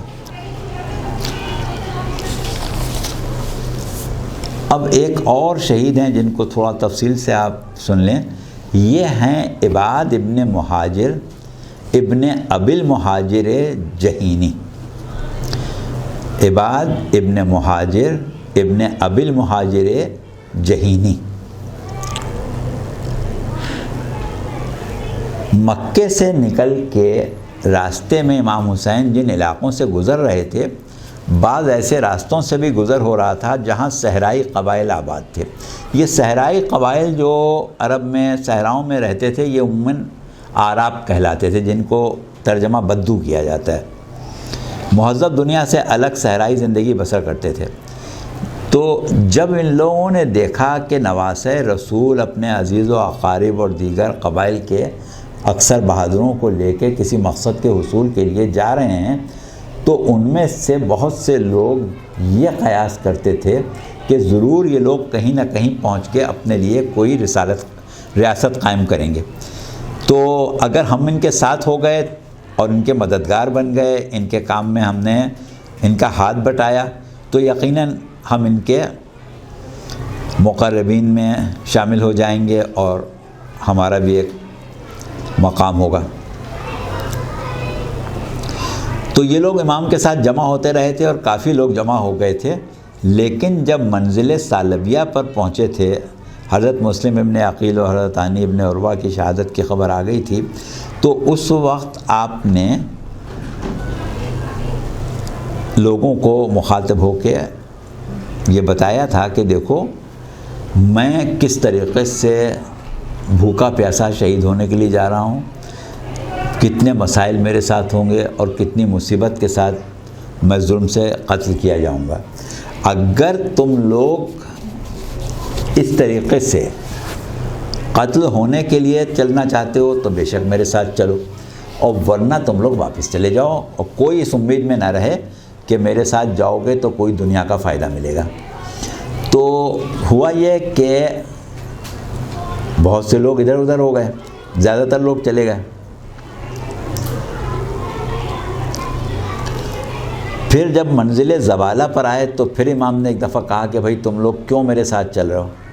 یاد رکھو کہ میرے ساتھ سوائے مصیبت کے اور قتل ہونے کے اور کچھ نہیں، اور ہرگز کوئی غلط فہمی میں مبتلا ہو کہ میرے ساتھ نہ چلے۔ تو پھر یہ لوگ جو مختلف صحرائی قبائل سے ساتھ آئے تھے زیادہ تر واپس چلے گئے۔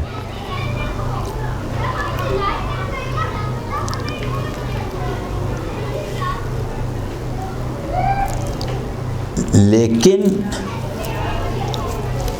اس وقت ان صحرائی قبائل کے لوگوں میں بھی 2 یا 3 افراد ایسے تھے کہ جو اتنی دیر میں ہی امام حسین کی شخصیت سے اتنے مرعوب ہو گئے تھے کہ انہوں نے یہ کہا کہ ٹھیک ہے، اب ہم کسی خوش فہمی میں مبتلا ہو کے کسی دنیا کے فائدے کے لیے نہیں، لیکن اب نواسہ رسول کے ساتھ آ گئے ہیں اور ہم نے ان کو قریب سے دیکھ لیا ہے، تو اب ہم واپس نہیں جائیں گے۔ لہٰذا یہ امام حسین کے ساتھ چند افراد کربلا آ گئے تھے، ان میں یہ عباد ابن مہاجر ابن ابی المہاجر بھی تھے، اور یہ بھی حملہ اولیٰ میں شہید ہوئے تھے۔ اس کے بعد ہیں عبد الرحمن ابن عبد الرب انصاری۔ یہ اصحاب پیغمبر میں شامل تھے، انتہائی مخلص تھے، احادیث کے راوی بھی تھے، اور خاص طور سے حدیث غدیر کے گواہوں میں تھے۔ پیغمبر اسلام کے بعد شیعان علی میں ممتاز اور مولا کے خصوصی شاگرد بھی رہے تھے، آپ سے تعلیم قرآن بھی حاصل کی تھی۔ یہ مکے سے امام حسین کے ساتھ ہو گئے تھے، اور کربلا میں بڑا ان کو جہاد کا اور جنگ کا شوق تھا۔ ہم نے جب جناب بریر حمدانی کا تذکرہ کیا تھا تو بتایا تھا کہ بریر حمدانی اپنی شہادت سے بہت خوش تھے، اور انہوں نے اپنے ایک پرانے ساتھی یعنی عبد الرحمن ابن عبد الرب سے کچھ مذاق کیا تھا۔ تو انہوں نے کہا تھا کہ بریر، یہ وقت تو مذاق کا نہیں ہے۔ تو انہوں نے کہا تھا میں بھی جانتا ہوں اور میرے قبیلے کے لوگ جانتے ہیں کہ میں نے زندگی میں کبھی جوانی میں بھی کسی سے مذاق نہیں کیا، بہت سنجیدہ آدمی تھا میں، لیکن آج مجھے اپنی شہادت کی اتنی خوشی ہے کہ اس خوشی میں میں تم سے یہ بات کر رہا ہوں۔ تو یہ وہ کون تھے؟ یہ عبد الرحمن ابن عبد الرب انصاری تھے جن سے بریر حمدانی نے بات کی تھی۔ تو یہ بہرحال حملہ اولیٰ میں شہید ہوئے، عبد الرحمن ابن عبد الرب انصاری حملہ اولیٰ میں۔ اچھا، اس کے بعد عبد الرحمن ابن عبداللہ ارحبی ہیں۔ یہ طبقہ تابعین میں جو لوگ شیعان علی میں خاص طور سے شامل تھے ان میں ایک نام عبد الرحمن ابن عبداللہ کا بھی ہے۔ بہادر، ماہر حرب و ضرب تھے، کوفے میں رہتے تھے۔ کوفے سے جس وقت دور دور تک پہرے تھے تو 2-2 4-4 لوگوں کے دستخطوں سے خط۔ اچھا، یہ ایک بات ہم یہاں پر دوسرا جملہ پہلے کہہ گئے، یہ اس زمانے کی بات ہے کہ جب امام حسین کو خط لکھے جا رہے تھے تو 2-2 4-4 افراد ایک ایک خط پر دستخط کر کے بھیجتے تھے۔ تو 53 خط جمع کر کے عبد الرحمن ابن عبداللہ ارحبی امام حسین کی خدمت میں گئے تھے۔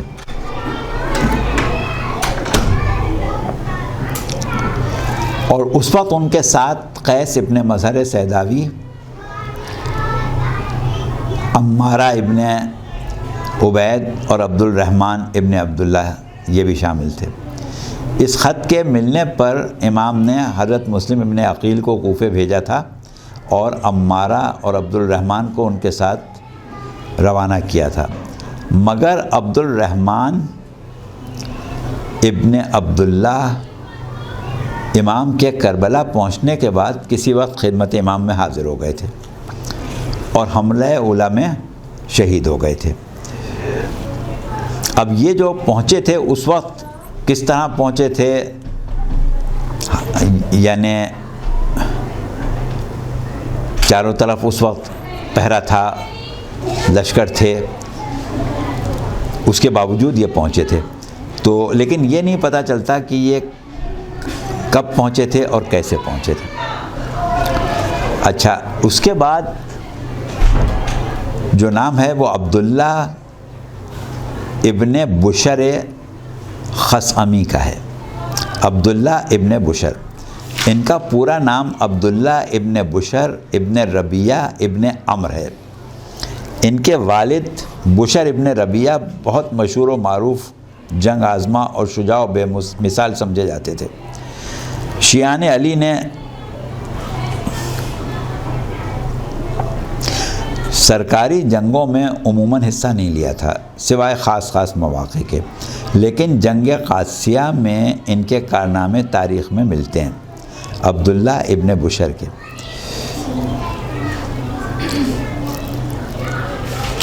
اب یہ عبداللہ ابن بشر بھی اسی باپ کے بیٹے تھے اور باپ کی صفات کی یادگار تھے۔ بشر ابن خثعمی جنگ قادسیہ میں نام پیدا کر چکے تھے، اور اب یہ عبداللہ ابن بشر جو ہیں یہ کوفے میں محصور ہو گئے تھے، اور ان کو بھی موقع صرف اسی وقت ملا کہ جب عمر ابن سعد کی فوج میں داخل ہونے کا حکم دیا گیا، تو یہ بھی اسی طریقے سے پہنچے تھے اور اس کے بعد امام حسین کے لشکر میں شامل ہو گئے اور حملہ اولیٰ میں شہید ہو گئے۔ عبداللہ ابن یزید ابن ثبیت، اب یزید ابن ثبیت کا تو بہت ذکر ہو چکا کہ جو بصرے سے لوگوں کو لے کے نکلے تھے اور ان کے ساتھ ان کے دو بیٹے بھی تھے، تو ایک بیٹے کا نام عبداللہ ابن یزید ابن ثبیت تھا اور ایک کا نام عبید اللہ ابن یزید ابن ثبیت تھا۔ یہ دونوں بیٹے روز عاشور حملہ اولیٰ میں شہید ہوئے۔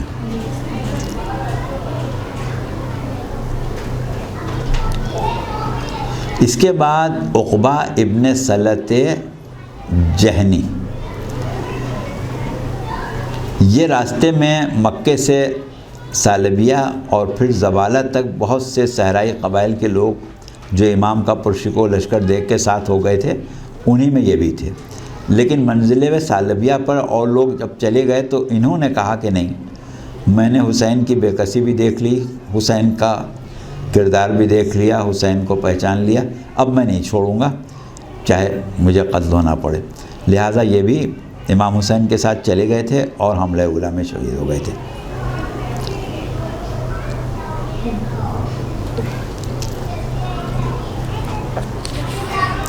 اس کے بعد ہیں عمار ابن ابی سلامہ دالانی، ان کا پورا نام عمار ابن ابی سلامہ ابن عبداللہ ابن عمران ابن راس ابن دالان حمدانی تھا۔ جیسا کہ ہم نے بتایا تھا کہ قبیلہ حمدان بہت بڑا تھا اور اس کی بہت سی شاخیں تھیں، انہی میں بنو دالان بھی تھے۔ ان کا تعلق عمار ابن ابی سلامہ کا بنی دالان سے تعلق تھا۔ رسالت مآب صلی اللہ علیہ وآلہ وسلم کے زمانے میں آپ کے مخلص افراد میں بھی شامل تھے، اور آپ کے بعد مولا امیر المومنین علیہ السلام کے ساتھ بھی رہے، اور زمانہ خلافت ظاہری امیر المومنین میں جمل، صفین اور نہروان میں نصرت امام بھی کی تھی۔ لیکن جب مکہ، مدینہ اور کوفہ بنو امیہ کے زیر اثر آ گئے تو اس قسم کے تمام لوگ گوشہ نشینی اور روپوشی کی زندگیوں پر مجبور ہو گئے تھے، معاشرے سے الگ ہو گئے تھے، جس کی وجہ سے تاریخوں میں ان کے ذکر نہیں ملتے۔ پھر مورخین کی بھی مجبوری یہ تھی کہ عہد امیہ میں جب مولا پر ممبروں سے تبرہ ہوتا تھا تو ایسے لوگ جو شیعان علی کی حیثیت سے جانے پہچانے جاتے تھے ان کا ذکر اپنی کتابوں میں کرتے نہیں تھے۔ بہرحال یہ عمار ابن ابی سلامہ دالانی بھی ان لوگوں میں ہیں جو خفیہ طور پر کسی طرح کربلا پہنچے تھے اور حملہ اولیٰ میں شہید ہو گئے تھے۔ اچھا، آپ لوگوں کا وقت ختم ہو گیا، تو ہم 34 افراد کا ذکر کر چکے ہیں۔ اعوذ باللہ من الشیطان الرجیم، بسم اللہ الرحمن الرحیم۔ اچھا بیویوں، آپ کو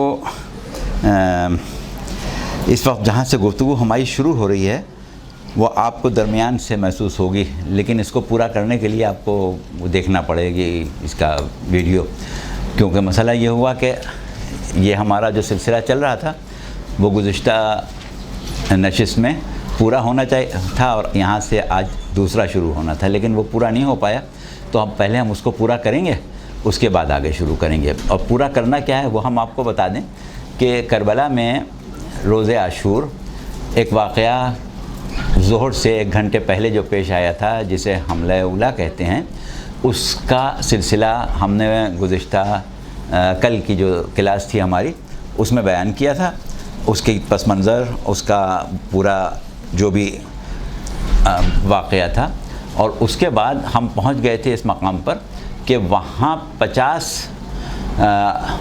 افراد، 50 جانثاران امام اکٹھا شہید ہوئے تھے، تو ان 50 کا تعارف کرا رہے تھے ہم، تو جس میں سے ہم 34 کا تعارف کرا چکے ہیں۔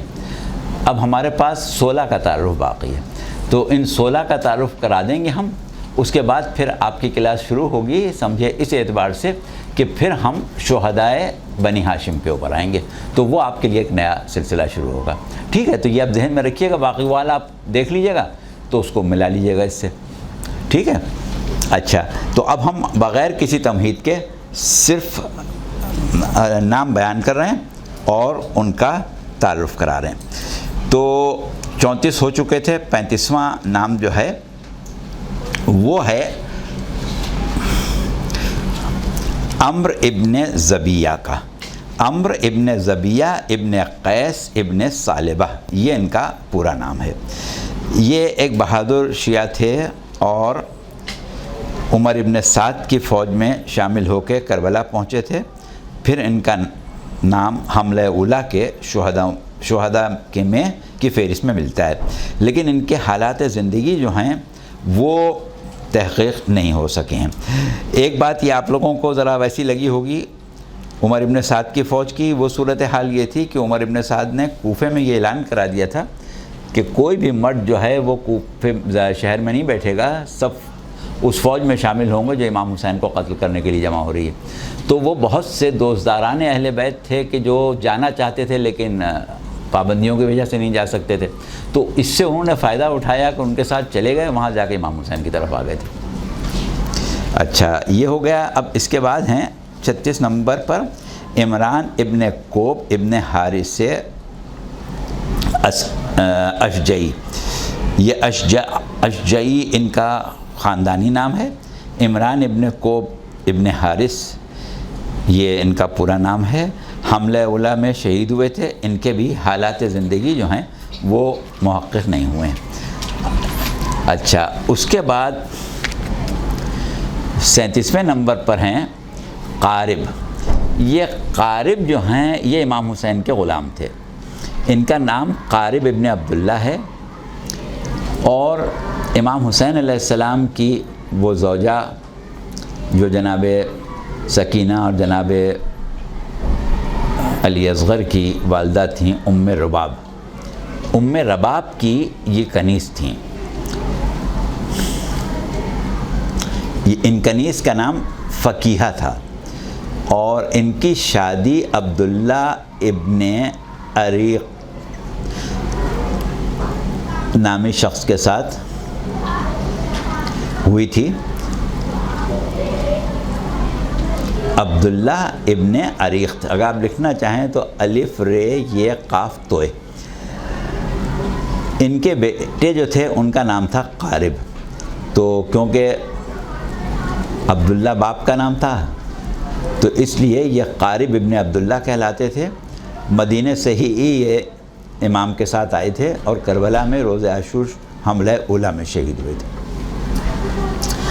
اس کے بعد جو نام آتا ہے وہ ہے قاصد ابن زہیر ابن حارث تغلبی، قاف الف سین توئے، قاصد ابن زہیر ابن حارث حارث تغلبی خاندان کے ہیں یہ۔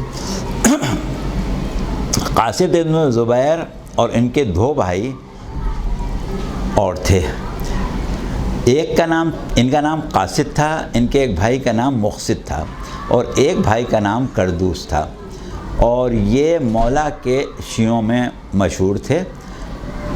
تینوں پہلے امیر المومنین علیہ السلام کے ساتھ رہے، پھر امام حسن کے ساتھ رہے، اور پھر امام حسین جب مدینے آ رہے تھے تو یہ تینوں بھائی جو کوفے میں مقیم ہو گئے تھے اور کوفے کے دیگر شیعوں کی طرح پوشیدہ زندگی بسر کرنے لگے تھے، جب امام حسین کربلا پہنچے اور کوفے کے روپوش اور گوشہ نشین شیعہ مختلف طریقوں سے امام حسین کی خدمت میں پہنچے تو یہ تینوں بھائی قاصد، مقصد اور کردوس بھی چھپتے چھپاتے کربلا پہنچ گئے تھے، اور یہ تینوں بھائی حملہ اولیٰ میں ہی شہید ہوئے۔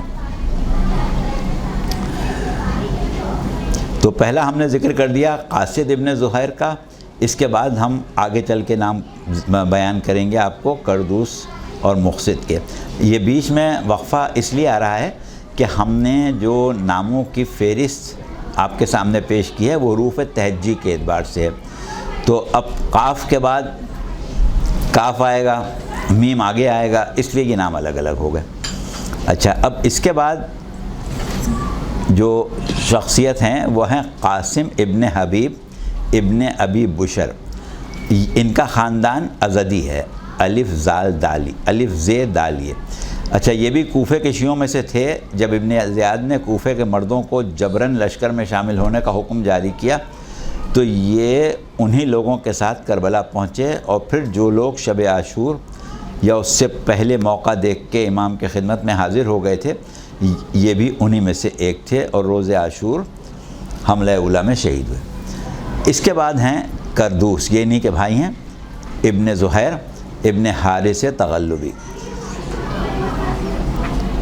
امیر المومنین کے مخلص صحابی اور قاصد اور مقصد کے بھائی۔ یہ بھی کوفے میں پوشیدہ زندگی گزارتے تھے، اور جب امام کے کربلا پہنچنے کی خبر آئی تو تینوں نکل آئے تھے، تو یہ کردوس بھی وہاں پہنچ گئے تھے اور حملہ اولیٰ میں شہید ہوئے تھے۔ اس کے بعد ہیں کنانہ ابن عتیق تغلبی، یہ بھی اسی تغلبی خاندان کے ہیں، نام ان کا کنانہ ہے، ان کے والد کا نام عتیق ہے۔ ان کا پورا نام کنانہ ابن عتیق ابن معاویہ ابن جماعہ ابن قیس تغلبی ہے۔ یہ حافظ قرآن تھے، عابد و زاہد اور شجاع تھے، لیکن کیونکہ کوفے کے شیعہ تھے اس لیے نہیں معلوم کہ کربلا سے پہلے کہاں چھپے ہوئے تھے۔ جب 9 محرم سے پہلے 7 یا 8 محرم کو کسی خفیہ راستے سے یہ پوشیدہ طور پر کربلا میں پہنچے اور امام کی خدمت میں حاضر ہو گئے، اور روز عاشور حملہ اولیٰ میں جام شہادت نوش کر کے زندہ جاوید ہو گئے۔ اس کے بعد جو نام ہے وہ ہے مجمع ابن زیاد ابن عمر جہنی، جیم ہے نون یہ ہے ہائے حوث۔ یہ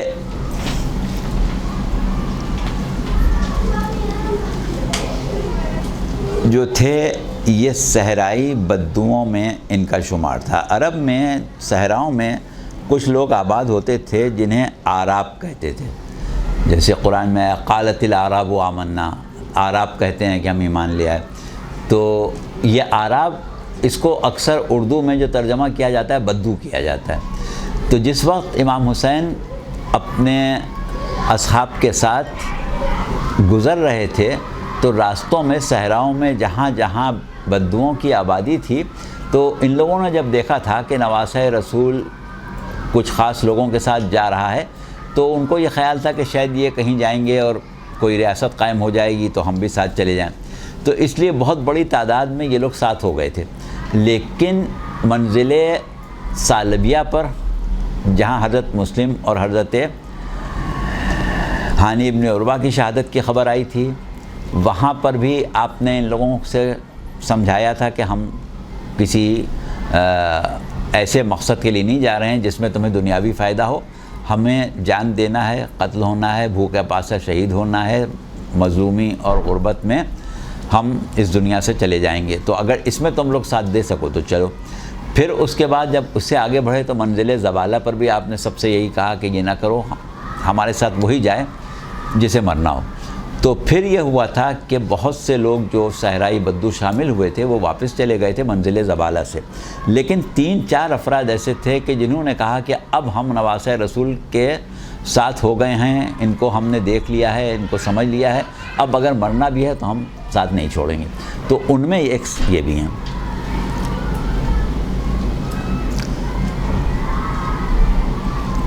منزل زوالہ پر امام کو اس وقت چھوڑ گئے تھے جب آپ نے غربت و بے کسی کے عالم مظلومے کے ساتھ شہید ہونے کی خبر سنائی تھی.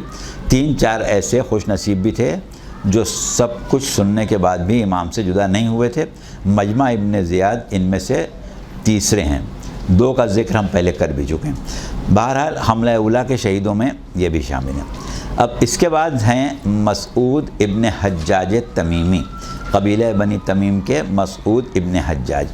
یہ بھی مولا جناب امیر علیہ السلام کے رفقا اور جانثاروں میں تھے اور کوفے کے نمایاں شیعہ تھے. مگر عہد امیہ میں، یعنی جب کوفہ اموی حکومت کے حصہ بن گیا اور امیر شام کے زیر اثر آ گیا، تو دیگر شیعوں کی طرح انہوں نے بھی اپنے آپ کو عام لوگوں میں پوشیدہ کر لیا تھا.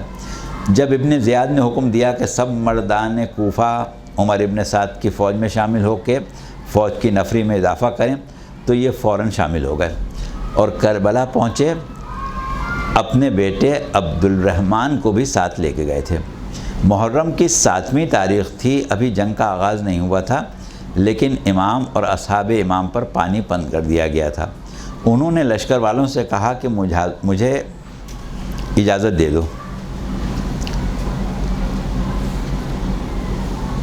کہ میں امام کی خدمت میں حاضر ہو کے سلام کر لوں، کیونکہ تقریباً 20 سال سے لوگوں کی توجہ ان کے شیعہ ہونے کے اوپر تھی نہیں، تو اس لیے انہوں نے جانے دیا. جب انہوں نے جانے کی اجازت دے دی کہ ٹھیک ہے جاؤ سلام کراؤ، تو یہ خدمت امام میں حاضر ہوئے، سلام بجا لائے اور پھر واپس نہیں گئے. اس طرح 7 محرم سے 10 محرم تک امام کی رفاقت میں رہے، پھر حملہ اولیٰ میں شہید ہو گئے. اس کے بعد ہیں مسلم ابن کثیر صدفی. یہ بھی خاندان ازدی کی ایک شاخ ہے. تو ان کا نام مسلم ابن کثیر صدفی الازدی بھی لکھا جاتا ہے. ان کا تعلق قبیلہ ازد سے تھا. عہد رسالت میں غالباً یہ کمسن تھے، لیکن مخلص صحابہ میں شامل تھے. آپ کے بعد مولا امیر المومنین علیہ السلام کے شیعوں میں شمار ہوئے. جنگ جمل میں مولا کی نصرت میں جنگ کر رہے تھے. ایک تیر پنڈلی پر ایسا لگا کہ اس کے اثر سے ایک ٹانگ ناکارہ ہو گئی، لیکن ان کے دل میں امام حسین کی نصرت کی خواہش اتنی تھی کہ یہ اس حالت میں، یعنی ایک پیر کام کرتا تھا ایک نہیں کرتا تھا، جس کو ہم لوگ کہتے ہیں کہ لنگڑاتے تھے یا لنگڑے تھے، تو یہ امیر المومنین علیہ السلام کے زمانے میں ان کا پیر ناکارہ ہوا تھا. اس وقت سے یہ زندہ رہے، اور جب امام حسین کے بارے میں سنا انہوں نے کہ وہ کربلا پہنچ گئے ہیں، تو کیونکہ امیر المومنین کے ساتھ رہ چکے تھے، ان کو اندازہ تھا کہ امام حسین کس طرح شہید ہونے والے ہیں، لہٰذا یہ کسی نہ کسی طریقے سے کربلا پہنچ گئے اور حملہ اولیٰ میں مولا کے قدموں پر نثار ہونے کا ان کو موقع مل گیا، اور یہ بھی حملہ اولیٰ میں شہید ہو گئے. اس کے بعد مقصد، یہ وہی قاصد کے بھائی مقصد ابن زہیر ابن حارث تغلبی، انہوں نے زہیر ابن حارث کے 2 بیٹوں قاصد اور کردوس کا ذکر آپ سن چکے ہیں. یہ تیسرے بھائی ہیں اور یہ حملہ اولا میں شہید ہوئے. اچھا، اس کے بعد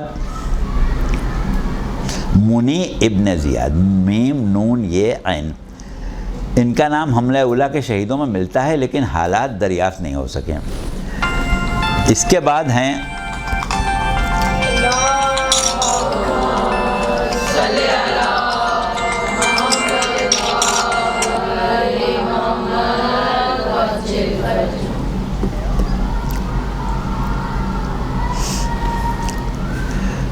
اچھا، اس کے بعد ہیں نصر ابن نیزر، نون یہ زیرے.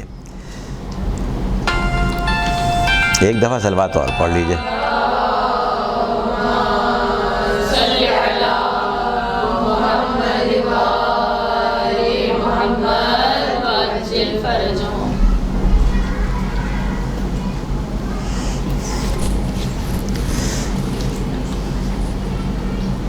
یہ جو تھے یہ پیغمبر اسلام صلی اللہ علیہ وسلم کے زمانے میں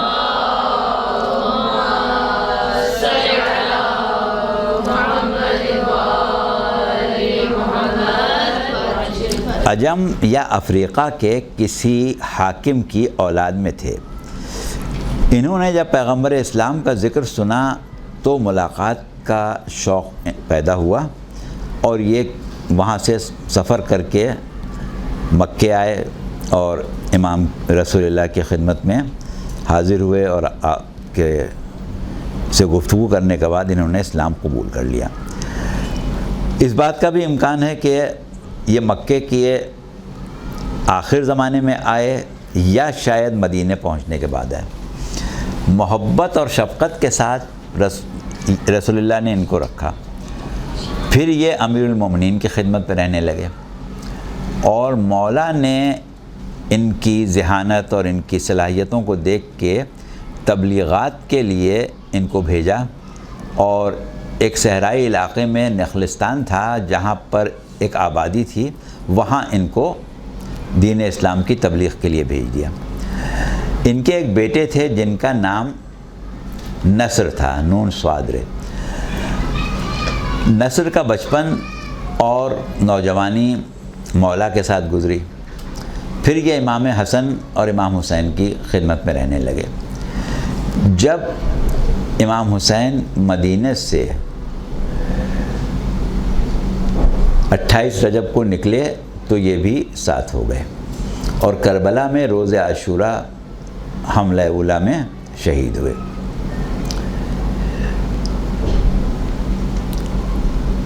ان کے پاس گھوڑا تھا، جب جنگ میں گئے تھے تو گھوڑے پر گئے تھے لیکن گھوڑا ان کا پے کر دیا گیا تھا، جنگ میں قتل کر دیا گیا تھا.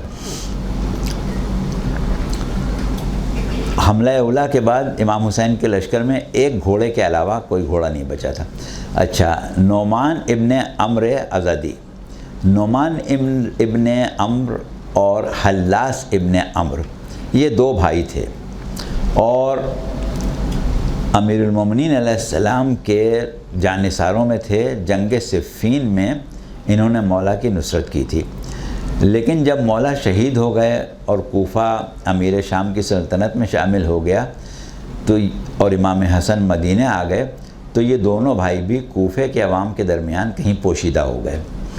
پھر جب ان کو ابن زیاد کے حکم کے مطابق لشکر ابن سعد میں شامل ہونا پڑا تو خاموشی سے شامل ہو گئے اور پھر جب موقع ملا امام کی خدمت میں آئے اور حملہ اولا میں شہید ہو گئے. یہ ہیں نعمان ابن عمر. اب ان کے دوسرے بھائی ہیں حلاس ابن عمر.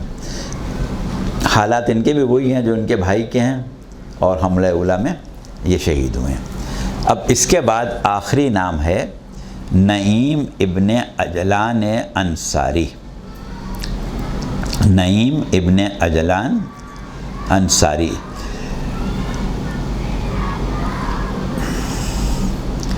ان کا پورا نام جو ہے وہ نعیم ابن عجلان ابن نعمان ابن عامر ابن زریق انصاری ہے. ان کا تعلق قبیلہ خزرج سے تھا.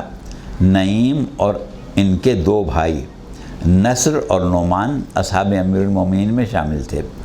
تینوں بھائی شاعر بھی تھے، شجاع بھی تھے اور معاشرے میں ایک نمایاں حیثیت رکھتے تھے۔ عمرو ابن ابی سلمہ مخزومی جو غالباً خلیفہ سویم کے زمانے میں بحرین کا گورنر مقرر ہوا تھا، مولا نے جب اس کو معزول کیا تو نعمان ابن عجلان کو بحرین کا گورنر مقرر کیا تھا۔ نصر اور نعمان مولا کی شہادت کے بعد عہد امام حسن میں انتقال کر گئے تھے، صرف نعیم زندہ تھے اور وہ کوفے کے ہی کوفے میں کہیں مقیم تھے اور کسی نہ کسی طرح زندگی گزار رہے تھے۔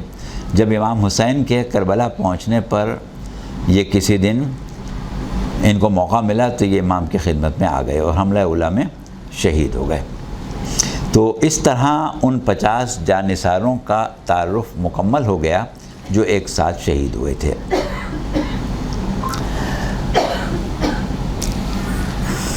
اب دیکھیں یہ بات ہم پہلے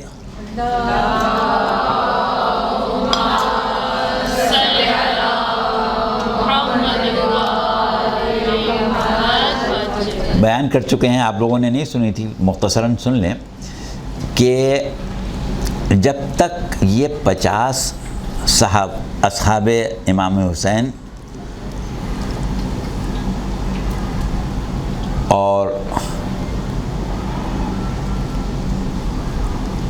باقی جو ان کے بعد 8-10 رہ گئے تھے یہ موجود تھے، جب تک تو امام حسین کے خیام سے لشکر ابن سعد بہت دور تھا، یہ لوگ قریب نہیں آنے دیتے تھے۔ لیکن اب جو 8-10 افراد یا شاید 10 کے بجائے 11 افراد لشکر امام کے تھے، ایک تو ان کی تعداد ہی کیا تھی، پھر ان میں سے کسی کے پاس سواری کے لیے گھوڑا بھی نہیں تھا۔ اب لشکر میں صرف ایک گھوڑا جو کہ خاص حیثیت رکھتا تھا جس کو ذوالجناح یا مرتجس کہتے تھے، یہ امام حسین کی سواری کے لیے روک لیا گیا تھا، باقی سب گھوڑے جو تھے وہ مارے جا چکے تھے۔ یزیدی لشکر نے اب یہ کوشش شروع کی تھی کہ خیموں کے پیچھے پہنچ جائیں، کیونکہ پیچھے سے حملہ روکنے کے لیے اصحاب نے خیمے ملا کے لگا دیے تھے۔ یہ چیز تھی جو تھوڑا نقشہ ہم نے شاید پہلے کھینچا تھا، وہ یہ ہے کہ کربلا میں امام حسین کے حرم کے خیمے جو تھے وہ ہلال کی شکل میں لگا دیے گئے تھے، پیچھے اصحاب کے خیمے تھے تاکہ اہل حرم کے خیموں کی حفاظت ہو، اور وہ ملا کے انہیں باندھ کے لگائے تھے۔ اس کے بعد خندق کھود دی گئی تھی، اس خندق میں صبح عاشور امام حسین نے آگ لگا دی تھی تاکہ ادھر سے فوج حملہ نہ کرے، گھیر کے نہ مارے۔ اچھا، اسی طریقے سے جو اہل حرم کے خیمے تھے ان کے سامنے اصحاب نے اپنے خیمے لگا دیے تھے جن کی پشت اس طرف تھی، تاکہ سامنے سے اگر فوجیں قریب آئیں تو اصحاب کے خیموں تک رک جائیں، اہل حرم کے خیموں تک نہ پہنچیں۔ تو اس طریقے سے وہ ایک سلسلہ بنا ہوا تھا۔ تو اب جب لشکر قریب آ گیا تو ان لوگوں نے یہ پروگرام بنایا، ابن سعد کے لشکر والوں نے اور خصوصاً شمر نے، کہ اب ہم ان کو چاروں طرف سے گھیر کے مارنا چاہتے ہیں اور یہ تھوڑے سے لوگ ہیں، بہت آرام سے ہم ان کو قتل کر دیں گے۔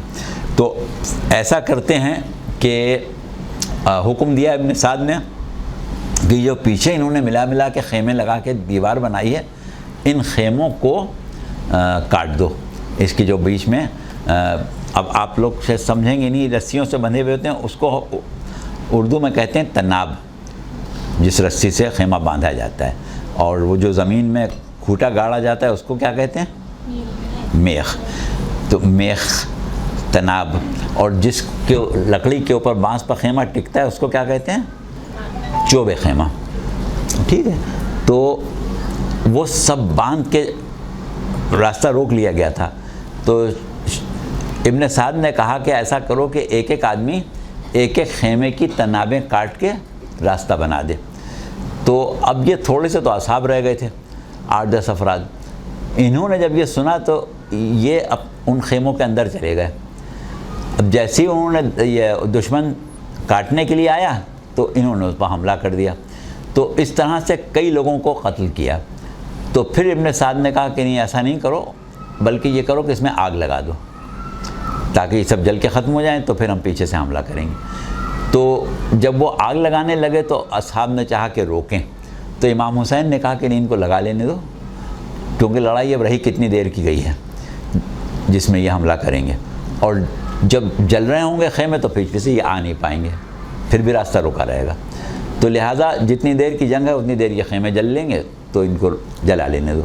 تو پھر انہوں نے وہ خیمے تو جلا لیے تھے، لیکن پیچھے سے حملہ پھر بھی نہیں کر پائے تھے کیونکہ وہ راستہ رک گیا تھا۔ تو یہ صورتحال پیش آئی تھی۔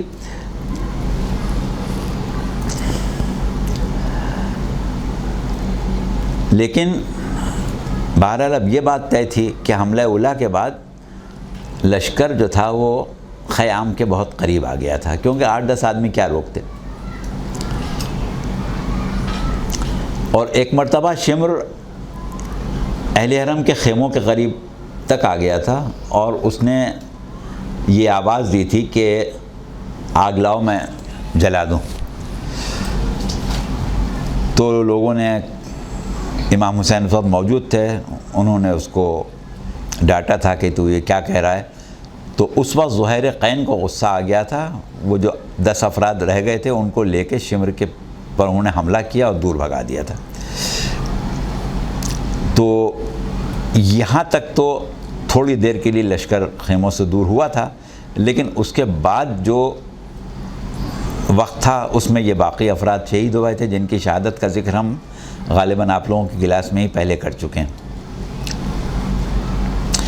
اب اس کے بعد صورت یہ ہو گئی کہ کوئی جانثار امام حسین باقی نہیں رہا۔ اب جب کوئی جانثار اصحاب و انصار میں باقی نہیں رہا تو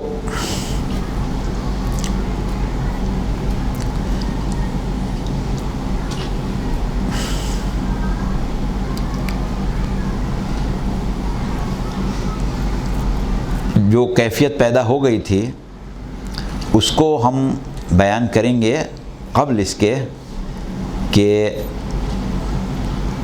شہدائے اہل بیت کے اوپر آئیں۔ لیکن ایک مختصر سا خاکہ ہے اصحاب امام حسین کا، اتنی دور نہ لمبا چوڑا، جو ہم نے ایک سلسلہ آپ لوگوں کے سامنے بیان کیا، پہلے باقی لوگوں کی شہادت کا، اور اس کے بعد پھر ایک ایک کے حالات، اور اس کے بعد حملہ اولیٰ، پھر حملہ اولیٰ میں شہید ہونے والوں کے کا تعارف، اس کو ہم تھوڑا سا مختصر کر کے ایک خلاصہ بیان کیے دیتے ہیں تاکہ وہ ان لوگوں کے کام آ جائے کہ جو اس کو مختصر طور سے جمع کرنا چاہتے ہیں، جیسے کو آپ لوگ سمری کہتے ہیں۔ تو وہ آپ چاہیں تو سمری بنا لیں کہ اصحاب رسول جتنے بھی افراد شہید ہوئے تھے اس میں کچھ اصحاب رسول تھے، کچھ اصحاب امیر المومنین تھے، کچھ حافظان قرآن تھے، کچھ راویان حدیث تھے، کچھ کسی اور حیثیت سے مشہور تھے۔ تو اس کے اعتبار سے ہم گروہ بنا کے ایک سمری آپ کے سامنے پیش کی دیتے ہیں، یعنی خلاصہ۔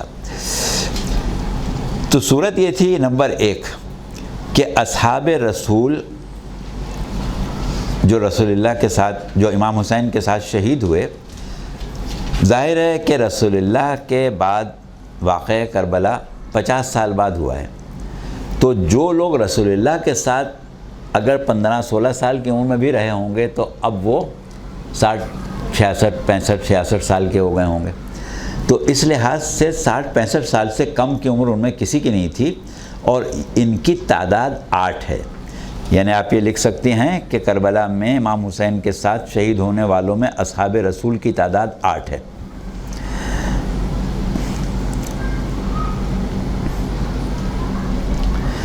ان 8 کا کے نام ہم آپ کو بتا دیں: مسلم ابن اوسجہ، ظاہر ابن عمرو اسلمی، شبیب ابن عبداللہ، عبد الرحمن ابن عبد الرب انصاری، عمار ابن ابی سلامہ، مسلم ابن کثیر صدفی، حبیب ابن مظاہر، انس ابن حارثہ۔ یہ 8 افراد ہو گئے جو کہ اصحاب رسول تھے۔ اب دوسرا گروہ اصحاب کے بعد جو گروہ عام مسلمانوں کی نظر میں آتا ہے وہ تابعین کا ہوتا ہے۔ اصحاب وہ صحابہ وہ جنہوں نے رسول اللہ کو دیکھا، اور تابعین وہ جنہوں نے صحابہ کو دیکھا۔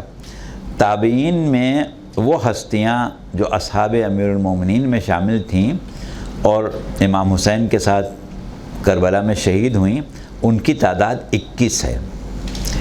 ان کے نام ہم بیان کیے دیتے ہیں۔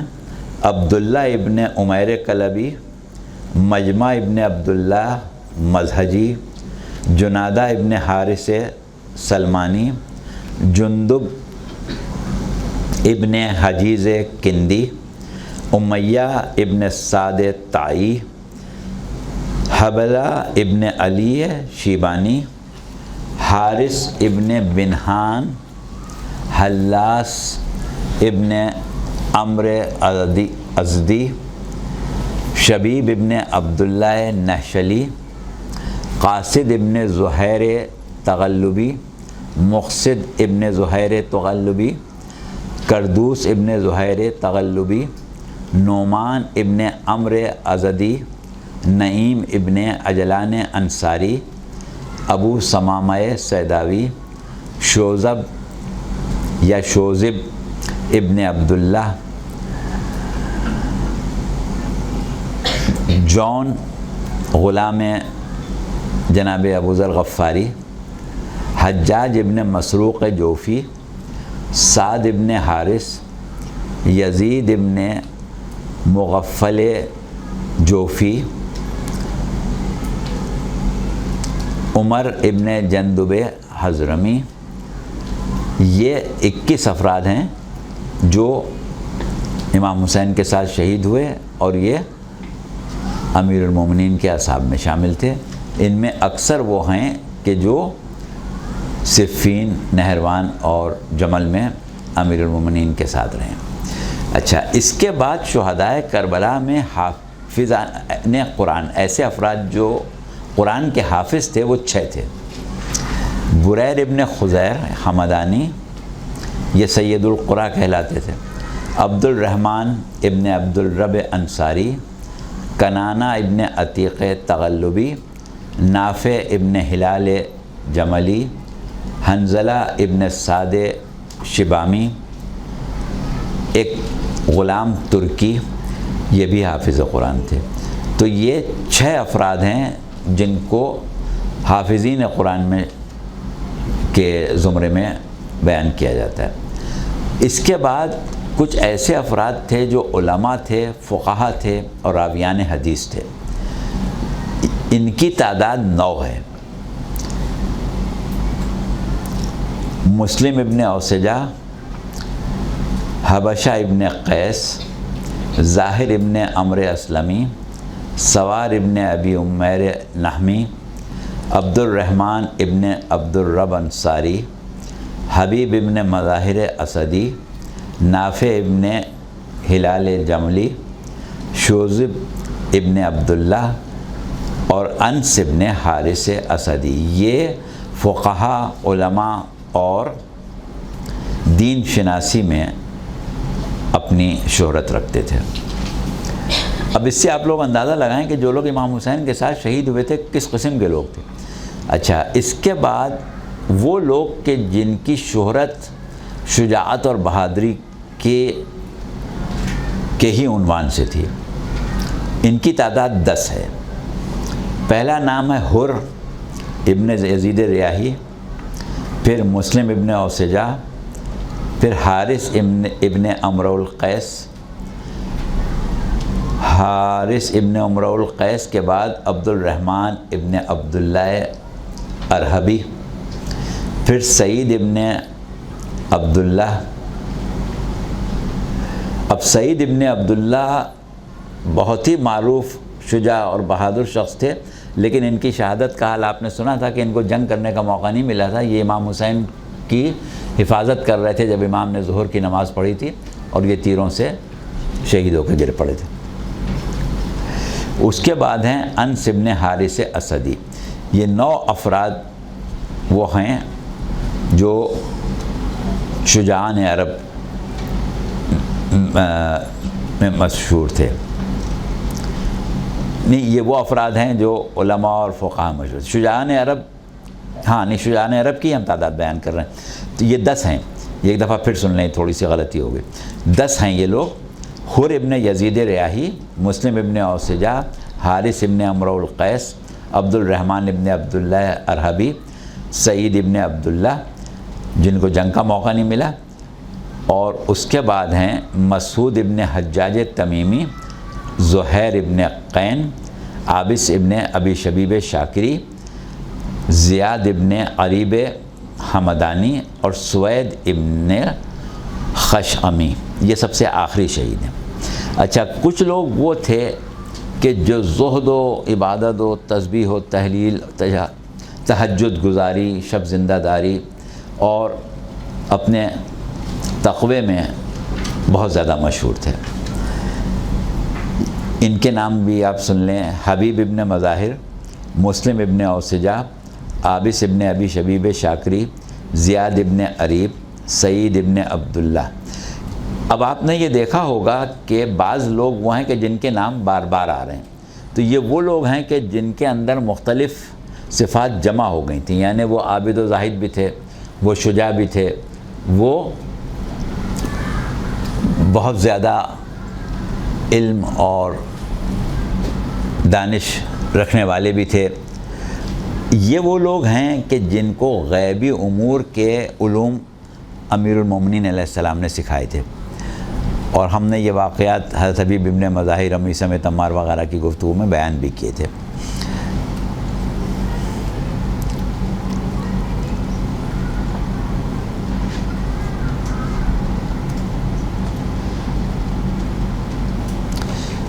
پھر اس کے بعد ان لوگوں کے بارے میں یہ بھی مشہور ہے کہ عملی زندگی میں یہ بہت با اخلاق لوگ تھے.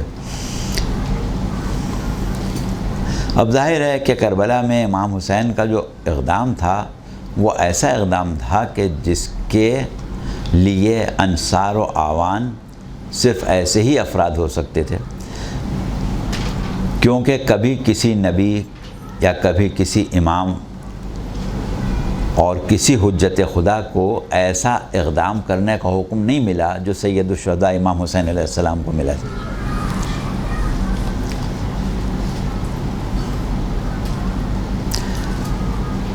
پیغمبر اسلام صلی اللہ علیہ وآلہ وسلم کے بعد ہمارے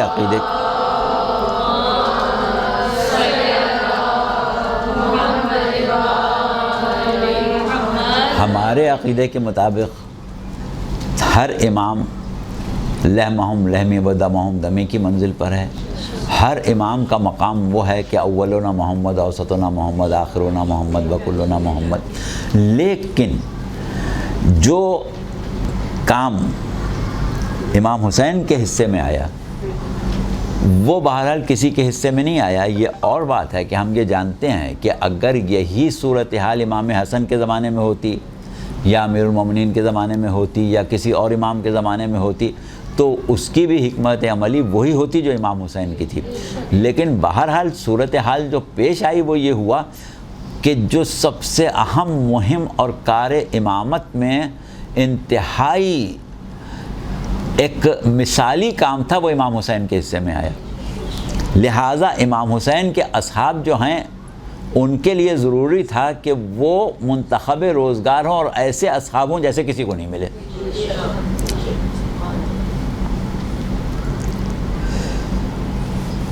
انشاءاللہ ہم آپ لوگوں کے سامنے ایک سلسلے پر موقع ہوا تو گفتگو کریں گے قرآن اور کربلا کے موضوع پر. تو اس میں پھر اقدام امام حسین کو کار الہی کے طور پر قرآن کی روشنی میں انشاءاللہ پیش کریں گے. اچھا، اب یہ صورت یہ ہو گئی کہ امام حسین ایک ایسی حالت میں آ گئے کہ اب کوئی امام کا جانثار موجود نہیں ہے. فوجیں چڑھتی چلی آ رہی ہیں. ظہر کا وقت گزر چکا ہے اور ظہر کے بعد بھی کچھ ساعتیں ایسی گزریں، کچھ گھنٹے کے، جس میں باقی 8-10 افراد جو رہ گئے تھے وہ بھی شہید ہو گئے تھے. اب اس کے بعد ظاہر ہے کہ اس وقت امام حسین علیہ السلام کے بارے میں جو قلبی کیفیت ہوگی وہ مورخ تو نہیں لکھ سکتا، لیکن محسوس کی جا سکتی ہے کہ اس وقت امام کی کیا حالت ہوگی کہ جب اتنے چاہنے والے، اتنے محبت کرنے والے اتنی عظیم قربانیاں دے کے امام پر قربان ہو گئے، اور اب امام دیکھ رہے ہیں کہ آس پاس میں کوئی نہیں ہے، اور یہ ایسے وفادار تھے کہ جن کی مثال دنیا میں نہیں ملے گی، کہ امام نے بار بار ان کا تعارف کرایا دنیا والوں سے یہ کہہ کے کہ بھائی تم لوگ چلے جاؤ، اگر مجھے پالیں گے تو تم سے تعرض نہیں کریں گے، لیکن ہر دفعہ انہوں نے یہی کہا کہ نہیں، ہم تو قربان ہوں گے۔ اور ایسے ایسے مواقع امام نے دیے کہ میں تمہاری شفاعت کا بھی ضامن ہوں، میں تمہیں اجازت دے رہا ہوں، میں تمہارے اوپر سے اپنا حق اٹھا رہا ہوں، ہر طرح کا موقع دیا، لیکن ان کا جذبہ یہ تھا کہ نہیں، ہمیں تو قربان ہی ہونا ہے۔ تو یہ چیز جس میں پائی جاتی ہو اور وہ اب امام سے جدا ہو گئے، تو ظاہر ہے کہ امام کے قلب پر ایک خاص کیفیت تھی۔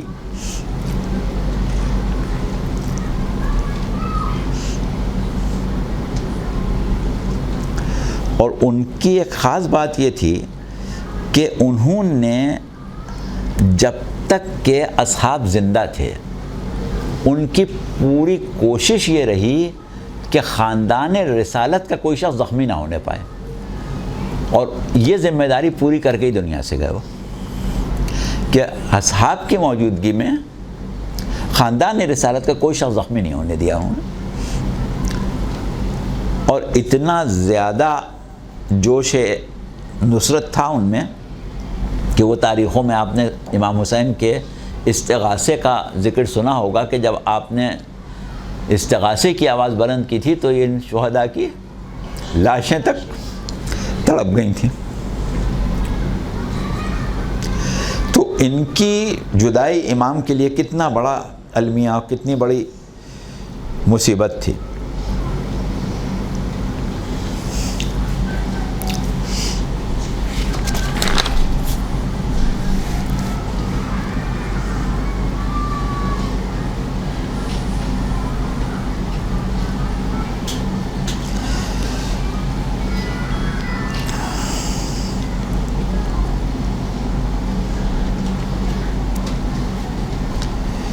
جو جذبہ ان جانثاروں کا تھا اس کی صحیح نمائندگی اگر دیکھنا ہے تو سعید ابن عبداللہ کو دیکھ سکتے ہیں کہ اتنا بڑا شجاع ہونے کے باوجود صرف امام حسین پر آنے والے تیروں کو روک روک کے شہید ہو گیا۔ 13 تیر ان کے جسم میں پیوست ہوئے تھے صرف اتنی سی دیر میں جتنی دیر میں امام حسین نے ظہر کی نماز پڑھی تھی، اور ظاہر ہے کہ وہ نماز قصر بھی تھی اور نماز خوف بھی تھی۔ اسی طرح جب تک یہ موجود رہے لشکر کو دور روکے رہے۔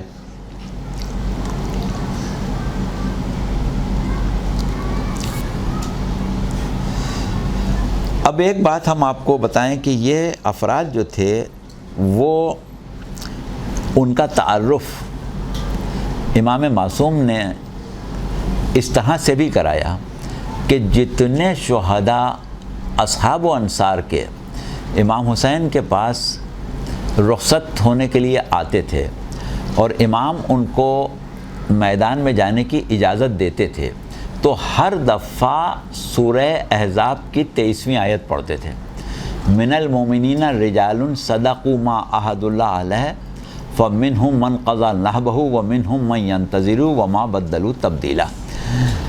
سورہ احزاب کی 23ویں آیت ہے یہ، کہ مومنوں میں کچھ وہ ہیں کہ جنہوں نے اللہ سے کیے ہوئے وعدے کو پورا کر دیا، عہد کو پورا کر دیا۔ کچھ ان میں سے وہ ہیں کہ جو اپنی نظر پوری کر چکے، اور کچھ وہ ہیں کہ جو ابھی انتظار میں ہیں، اور انہوں نے اپنے عہد میں کوئی تبدیلی نہیں کی۔ یہ تعارف ہے شہدائے کربلا کا کہ ہر شہید کو بھیجتے وقت امام یہ آیت پڑھتے تھے۔